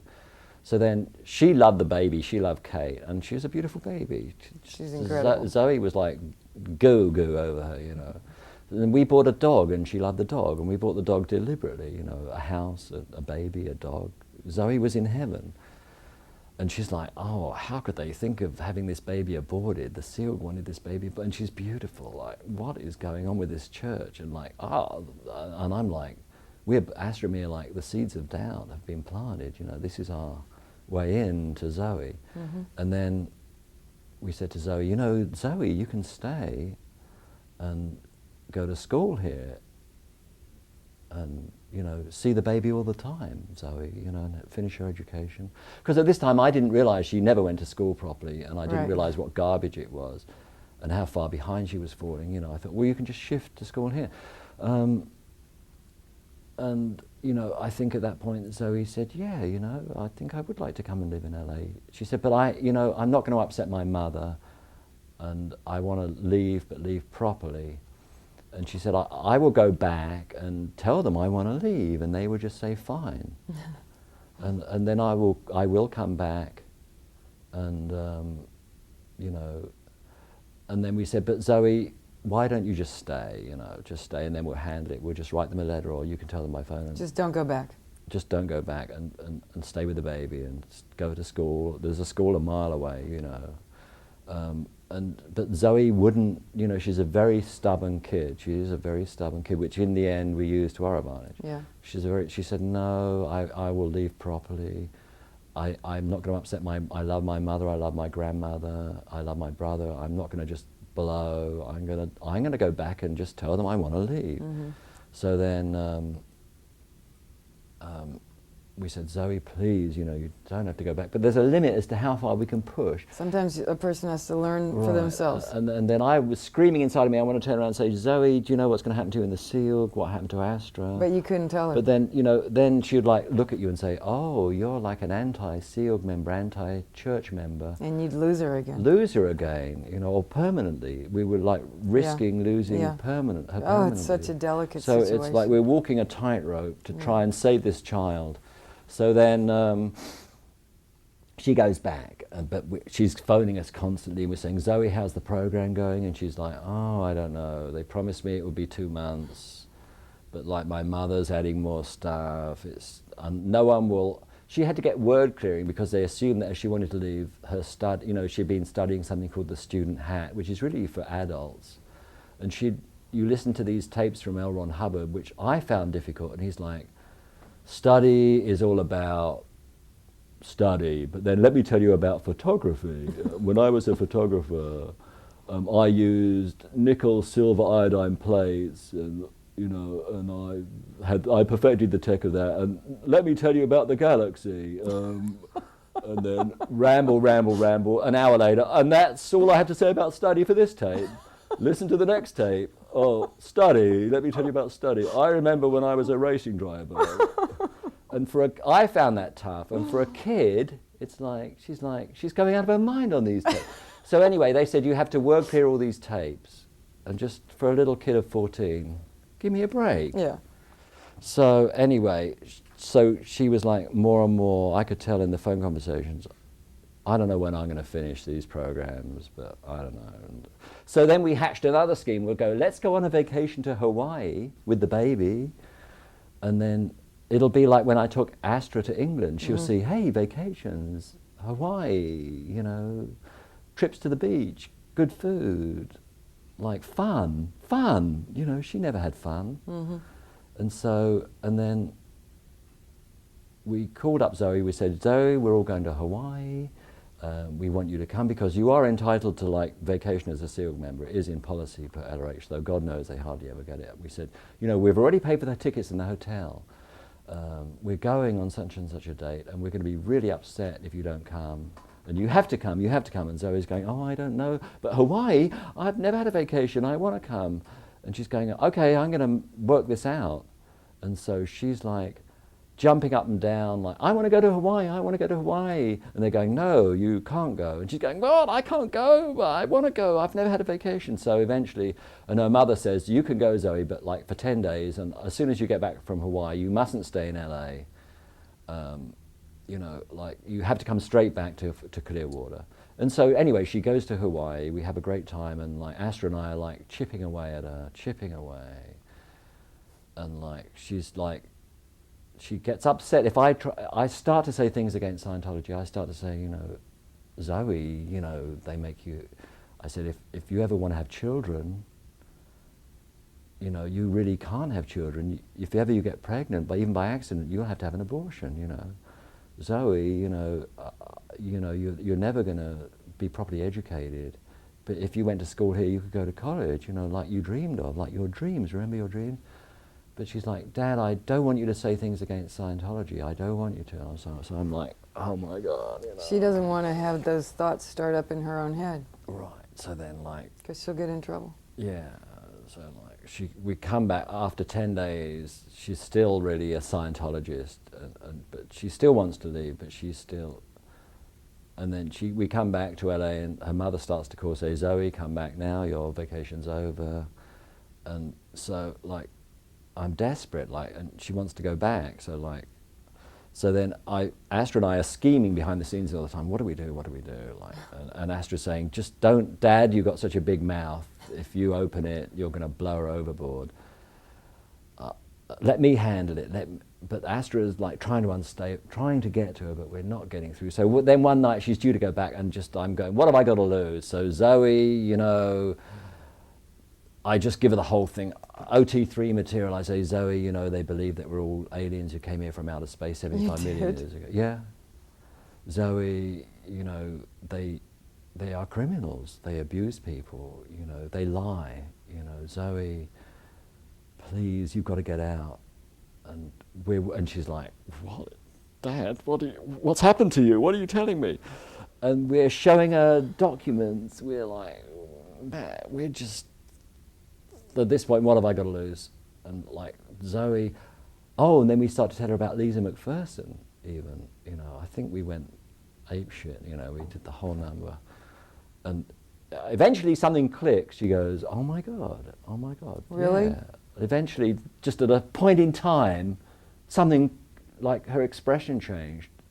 And she's going, oh my God. She's listening. Bad things have happened to me, you know. And suddenly I think, we're through.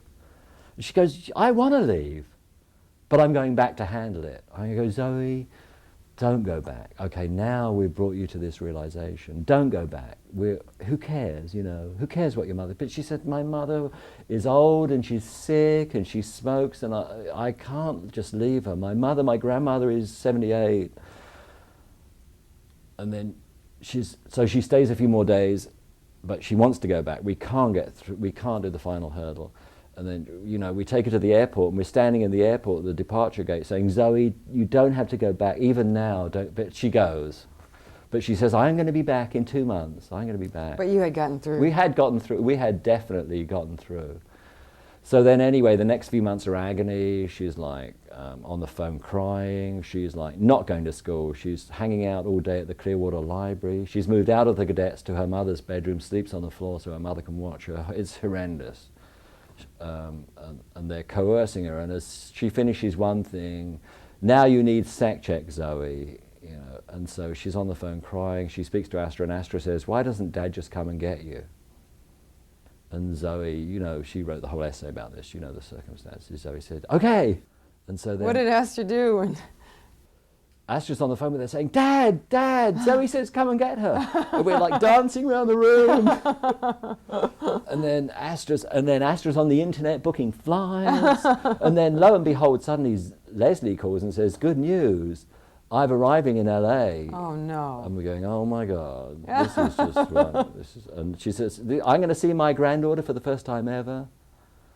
And we go, oh my God. But we trick Leslie. We say, oh Leslie, you know, Zoe's got some of my suitcases for a business trip. Can you bring them to LA? Because, you know, because we don't have enough suitcases. Can you bring them empty to LA for us? Because I need them to take back to... Zoe's got all her stuff in a cardboard box that she's been stashing away. I need to take suitcases back. So we trick it. Leslie, the SEAL member, Class 12 trainee, brings us the suitcases. So Astra and I think this is so cool. We are getting Leslie to help her daughter blow. Oh and we just my love God. it. We just love it. We think it is so cool. We're killing ourselves. So we just think that is the coolest thing, that Leslie is helping us. And anyway, so I fly to Clearwater, I rent a car, it goes great, you know. Zoe is like, I don't know where her mind's at, I don't even care, all I want to do is get her on the plane and get her out of there. She's like, she's rich, she's you know, she's like... Scared to death. Scared to death, and she's like, Dad, duck down in the car because of the security cameras. I'm going, Zoe, I'll have to drive. And the cardboard box breaks and all the clothes spill in this alleyway. Oh, no. And we're picking them up and running to the car and stuffing them in the suitcases. So we get the hell out of there, you know, and the rest is history. Incredible. So now you've got Zoe out, you've got Astra, you've got both your daughters with you. Right. The three of you have basically realized that there is no way for you to maintain the relationships with... Right. Well, in actual fact, Astra had taken me a little while longer, and, you know, it took me like 2 or 3 months to show her the true nature of Scientology, because she came out saying, I'm going to pay off my freeloader bill, I'm going to go on course. Astra, yeah. So then, you know, I then showed her stuff on the internet, you know, and she began to put 2 and 2 together. And then when she told me that, you know, the worst day of my life, she told me she had been thinking about suicide because she felt so trapped. So I'm like... You mean when she was in Scientology? When she was in Scientology, she just told me that one day she was suicidal. She wanted to throw herself down the stairwell. And I'm like, you know, as a parent, to have your daughter turn around and tell you that one day she felt suicidal. And I'm thinking, oh my God, if she'd done it, I just felt so much guilt, you know, and like, didn't I know what was going on? I was so blind. I can't tell you how that felt, you know. So even, you know, so Astra told me her stories, like how she couldn't see me, how she couldn't receive my phone calls, how she wasn't allowed to leave the building, and I'm going, oh my God, I knew it was bad, but I had no idea. And then Astra was like, oh my God, this is what really happened. It's like all coming together. And now then, Astra and Zoe are trading stories too. Yeah, and then Zoe is easier though, because Zoe, I give her, you know, L. Ron Hubbard, Madman or Messiah, and she reads it in like a day. Man, she just eats it, she devours it, and she's like, oh my God, this is so awful, this is so awful. It's not like, she's not like, this book is terrible, this book is bad. It's like, oh my God, this is the true nature of what I've been in. And it all kind of tallies with my experiences. And then the abortion issue, and then it's all, and then so just we're just 3 people with so much anger, but we're at the same time so happy, because, you know, but at the same time they are still talking to their mother on the phone, or hello darling, how's the baby? Their brother is still in, and then, you know, we're still all hanging out. And of course, when the brother comes round, you know, when he wants something or wants us to help him rent a car so we can go on a recruitment tour, we're all like happy Scientologists. Oh yes, we're going to be on course one day. You know, so you're still putting up an act. But we don't really care. I mean, I personally don't care. But I, you know, at the same time, I think, well, I don't want my daughters alienated from their mother, because that's a horrible thing. So let's just keep everything, you know, honky-dory and, you know, above, let's keep it all happy. So, you know, I'm like looking on the internet, reading hostile books, but like keeping, you know, biting my tongue, being good. But it's very difficult for me to like, you know, when we're alone, the 3 of us are like talking up a storm about our horrible experiences. But when we were like with Scientology, and I have Scientology clients, and they're like, Laurie, you know, I love working with you on this project, but when are you going to get back on course? And I'm going, oh, you know, I'm busy right now, but one day. And so, but I'm like, it's horrible. It's horrible. You know. It's living a lie. It's living a lie, Yeah. you know. So, and then anyway, so. But you're still feeling that you need to live this lie because they're holding the mother and the grandmother and the brother hostage, basically. Yeah, and then I have like Scientology clients, and I want to keep making a living, and because then I have like 2 daughters and a granddaughter to support, and an assistant, you know. And, yeah, 5 or 6 months after we get Zoe out successfully, I receive a phone call from one of my clients. He's called Wilf Beck. He's OT7. You know, he gives me a fair amount of work, and he says, I hear there's some goldenrod out on you. So I'm going, goldenrod, now in Scientology, when there's like extreme ethics actions taken, they print it on like yellow paper that they refer to as goldenrod. So when they say, I hear there's goldenrod out on you, it's way bad. It's really, really bad, and it's like nothing. It's not like a little slap on the wrist. It's like, you know, if they could, it's Scientology's capital punishment. You know, if they could take you and execute you, they would. So like, I'm going, oh, come on, Wilf, there's been a mistake, you know. Am I an anti-Scientologist? He said, no, you know, you're cool. I go, that's a mistake, you know. And he says, well, I said, have you seen anything? He said, no, but he said, there's a company called Boston Brick and Stone. There's a guy called Dave, who I also do a lot of work with. And he said, they told me about it. So I call up Dave, and I say, Dave, what's this all about? And he says, oh yes, he said, we've received a letter from the International Justice Chief in Scientology saying that you are a suppressive person, and we can no longer have anything, any contact, any work, anything to do with you. He said, this all happened about a month ago, you know, and we've been looking to replace you, but, you know, we're still working with you on some projects, but when they're done, they're goodbye. And so he said, I'll fax you a copy of the letter. So I said, please do. So anyway, I do have that letter saying, you know, which I believe went round to all of my Scientology clients saying, you cannot work with Laurie Woodcraft is a suppressive person. So now they're ordering all your clients not to work with you anymore. No, but now it doesn't stop at that, because these people, Wilf and Dave and other people, call me and say, you know, we can't find anyone to replace you. You know, you have worked out ways to get permits for our work, which was like a lot of rebuilding earthquake damage, and, you know, I knew people at the building department. I could literally, you know, go into the building department and get a permit for them in a day, which they loved, and other people who weren't so familiar with the building codes would, 1, charge them a lot more money, and 2, it would take them weeks, you know. So I worked out systems, you know, I'm always working things out. I worked out ways to get permits, and I had friends in the building department, you know, I'm not doing anything illegal, but I just know the system. How to speed things and up. I live 5 minutes from the building department, and I go in and it's like, hi Laurie, what do you need today? We trust your work. They don't scrutinize my work because they're so familiar. I've been to them for hundreds of permits. So all the Scientologists loved this, you know, because, you know, they loved it. And they would call me and say, we cannot find anyone to replace you, who, like, they're too busy, they can't do it. They charge us 3 times as much. Can you please go in and handle it?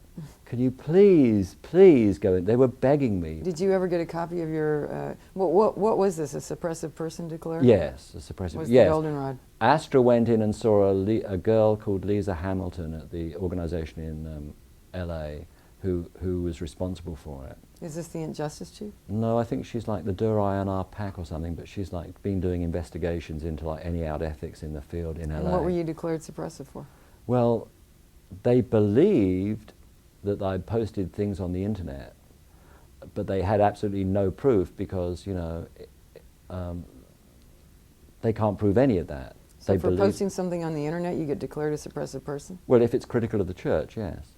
Yes. If you post something critical of the Church of Scientology on the internet, you get declared suppressive? Yes. even though I just, you know, it could be with like discussing my experiences or like the asbestos on the ship, you know. So anyway, as I understand it, they have a whole team of people who just figure out who these posts are from and they try and figure it out. But the major thing on my, so Astra had gone in and seen Lisa Hamilton and said, you know, you declared my dad. And Lisa said, that's right, here's the order. So Astra took it. And Lisa said, give it back. And Astra said no and took off because they don't want that going to the public. Right. You know, because So you have your declare now? I do have it, yes. Now, the major thing on it was that I had hindered the recovery efforts of 2 staff members. That's Astra and Zoe. Exactly, which is deemed to be a suppressive act. And which, yes, I did that hindering. I consider that I saved my daughters from a life of hell. But, you know... So now you had been worried about getting declared. How do you feel about it now? Well, in Scientology, it's a very big thing to be declared. And like, you know, I had a certain amount of dread. You know, I knew it was coming. Well, in actual fact, I didn't know it was coming, but I had an idea that, you know, if ever they found out I'd been to Clearwater and grabbed Zoe, they would be very upset and want some kind of revenge. And so, you know, I kind of knew it was coming, and I had some kind of dread, you know, because I thought, well, I'll lose my business. And I have friends who are Scientologists who can no longer talk to me. And apart from that, it's like a label that's attached to you that lives with you. It's a suppressive person. You can never really get it lifted. You are a suppressive. And it's just words, but it kind of like, then you're a murderer. You're a rapist. But it's only You're within a the suppressive Scientology person. world. It's only within Scientology, but it like has an effect on you, you know. I mean, I would say that I was trying to avoid it. And, you know, so for the first few days, I couldn't sleep, really. Really? No, I would wake up thinking, oh my God, this is like my worst nightmare, and it has happened. I'm scum. But then I think, well, no, you know, my actions were those of a father, desperate, racking his brain, you know, to like try and give his daughters a life and try and give his granddaughter a life. And is that like up there with murderer, rapist, armed robber? No, you know. And any reasonable person who knew my actions would say, well done, you know. At last, okay, they would say, you had been a very bad father and you had gotten your daughters into awful situations and, you know, you were like neglectful. And I think I was. But then when you saw the writing on the wall, you then did everything you could. You put yourself on the line to save them. You know, and people I told about this non-Scientologist said, wow, you know, they admired me. They admired me. For the very things that you were declared a suppressive person exactly. for. And so I thought, you know... it's kind of through the looking glass, isn't then it? I started to think of it as like a badge of honor. You know, I'm willing to speak out. I have my own mind. I've freed myself from the brainwashing. And I know what's wrong and right, you know. Kids with no school, wrong. Kids getting an education, right, you know. Indiscriminate abortion, wrong, you know. Loving babies, right, you know. I thought, you know, I've risen through Scientology. I finally have my own mind. And I know in the full sense of the word what is right and what is wrong. And how to conduct a decent life, you know. I thought, I've become a human being, and this badge tells the world that I'm a human being, so I became proud. You know, it turned around. So now, you know, I love to meet other suppressive persons because I think they're people who have courage. You know, they're people who, like in Nazi Germany, would like smuggle Jews out of the system. I'm like, you know, I don't think I'm anything like that magnitude, you know, but I feel it's a little bit of the same. You know, maybe back I like to think maybe if back I'd been in Germany, I would have smuggled Jews out. Maybe I would have done, you know. I would have put my life on the line. One likes to hope so. Yeah, I hope so. I hope, you know, I found out a little bit of what I'm like as a person. that's how I've come out of Scientology. And now I've just learned so much, about the true nature of that organization. And I feel I've been spat out, I've been chewed up and spat out the other side. And surprisingly, I am a good architect. I'm a licensed architect, I'm a professional, I'm extremely proud of that. And I've dropped the clients who are Scientologists, who I find, weren't such great clients. They're very demanding. They like to apply the LRH policies to their activities, and it can be very frustrating.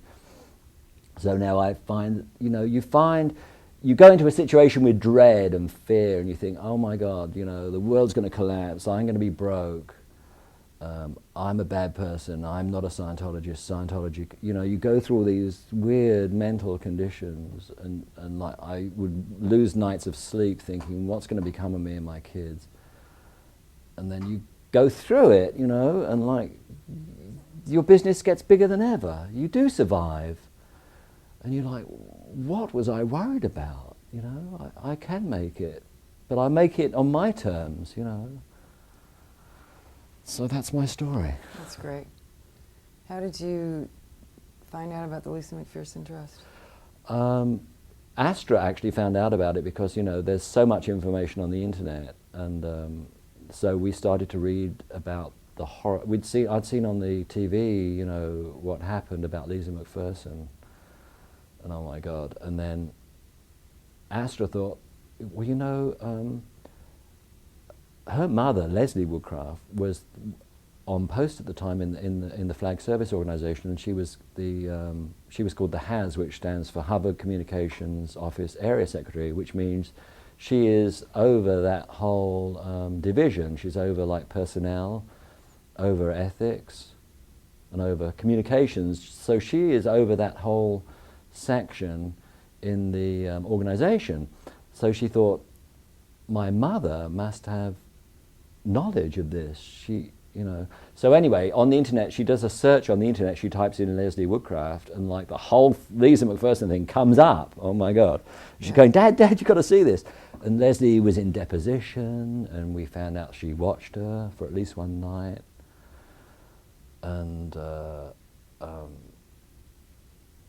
so we're just like, oh my God, like, Astra is like my mother, like knew what was going on and didn't act. She was part of it. She was part of it, and she's like freaked. She's freaked, and she's even like, my mother was like a murderer, and I'm going, well, I don't know if it's that strong, Astra, come on.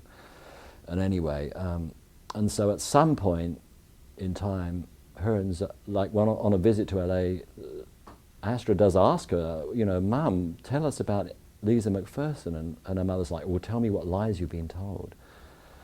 So, and do you know how she really died, Astra? And Astra says, well, I know she didn't die from a blood clot.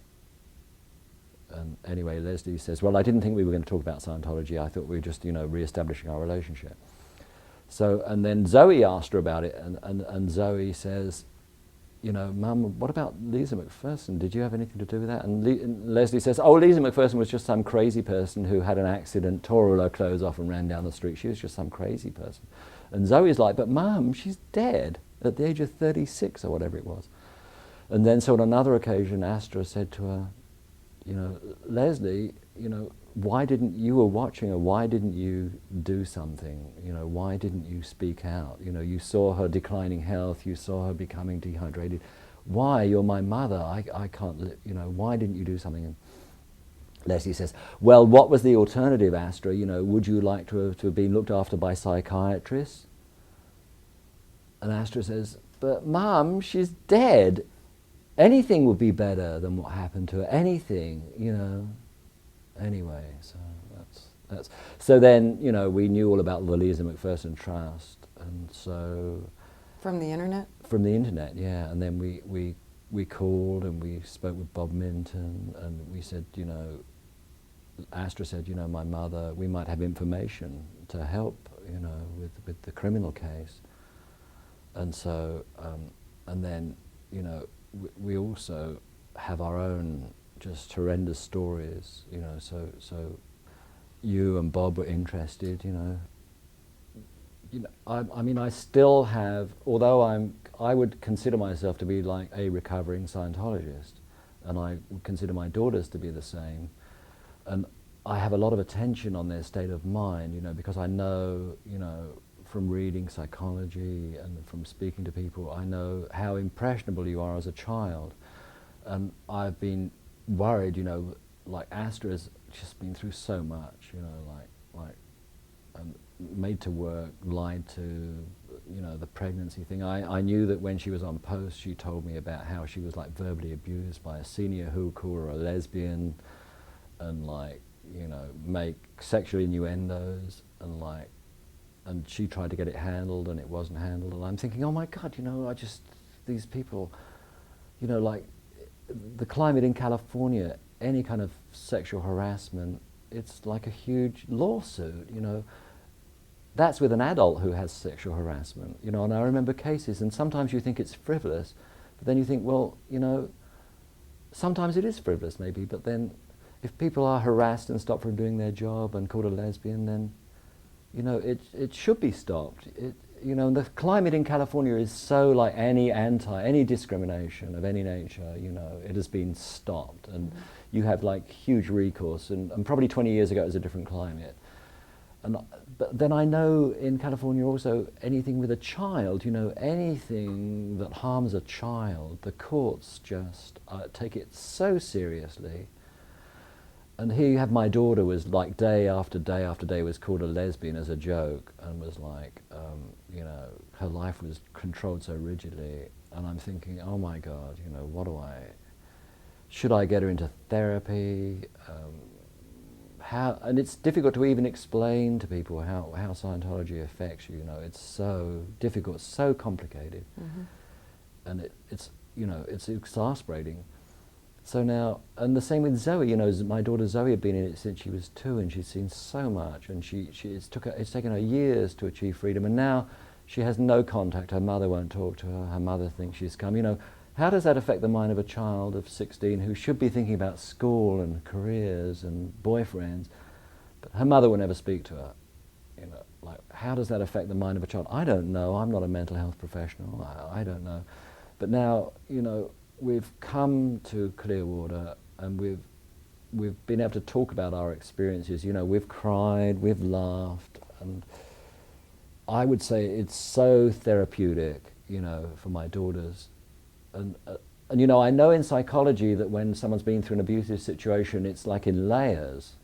You know, as you start to talk, you go deeper and deeper, the layers come off, and oh my God, you didn't even realize what you've been through. And I know this is common in case of like abuse, sexual abuse. And so just to have someone who understands the system, like Stacy, you know, like Bob, like Mark, just to have someone who understands what we've been through, and to be able to talk it out is so wonderful, you know, and it's like a load off, you know. And I would just, and you know, I have friends back in LA who like a friend of mine has his mother is in, his brother's on course, and yet he was sent to Scientology school, and he has so much anger because he missed out his whole education, you know, and he had a student, he's now an engineer. It took him till he's 27 to graduate. He had so much potential, he's so bright, and he has so much anger at the church, you know, and now he has a drinking problem, you know, and I haven't known what to tell him. Now I should tell him, you know, you just have to have the courage to face up to these people, you know, to say, no, you cannot take my whole life from me. To face up, and okay, you run a risk of like, maybe your mother isn't going to speak to you again, maybe your brother isn't going to speak to you again, but hell, maybe they are. Maybe they're going to work through it with you. Yeah. So you have to take a risk, you know. Someone has to say no to these people, you know, you are not going to abuse anyone else. You know, we have to get angry and say, no, I'm not going to, you know, like the people stood up in Nazi Germany, eventually Hitler was overcome, those people were executed and punished, you know, and I know it's a different magnitude. But, you know, and it's taught me that you have to say, no, enough's enough, you know, I'm going to have the courage, I'm going to take risks. I'm going to risk losing friends who maybe weren't friends, who drop you, you know, If you just dare criticize the church once, they're going to drop you. They're not friends. You know, I'm going to make new friends, and you do. Yeah. So I would say to anyone who has been abused and suffered, or even been in Scientology, you don't even know what you've been through till you step back, till you step out. You don't even know what you've been through. You don't even know how you've been coerced. You know, I spoke to a lady here from Italy who was tricked out of $2 million. And oh my God, you know, my mind is reeling with the horror stories of a criminal organization out of control, a criminal organization out of control. And I don't even think I know, it's not even the tip of the iceberg. I'm just hearing stories of reverse auditing, money laundering. My mind is reeling. But I know the human spirit has stood up over the centuries and said, no, you know, you are not going to just trash me and treat me like garbage, you know. I know the human spirit can stand up and say, no, you know, you are not going to take my children. So I know these people are going to be overcome, and it's tough, you know, but I know that we can do it. And the Lisa McPherson Trust has given me that certainty. You know, and I'm going to go back to LA, I'm going to build up my architectural practice, support my kids, and do what I can, you know. And I just urge anyone who is now in Scientology to like, you know, this isn't an attack on your religion. This is like, stop the abuse, stop the criminality. And I know the human spirit will rise up and overcome it, as it has through history. Thanks very much. You're welcome.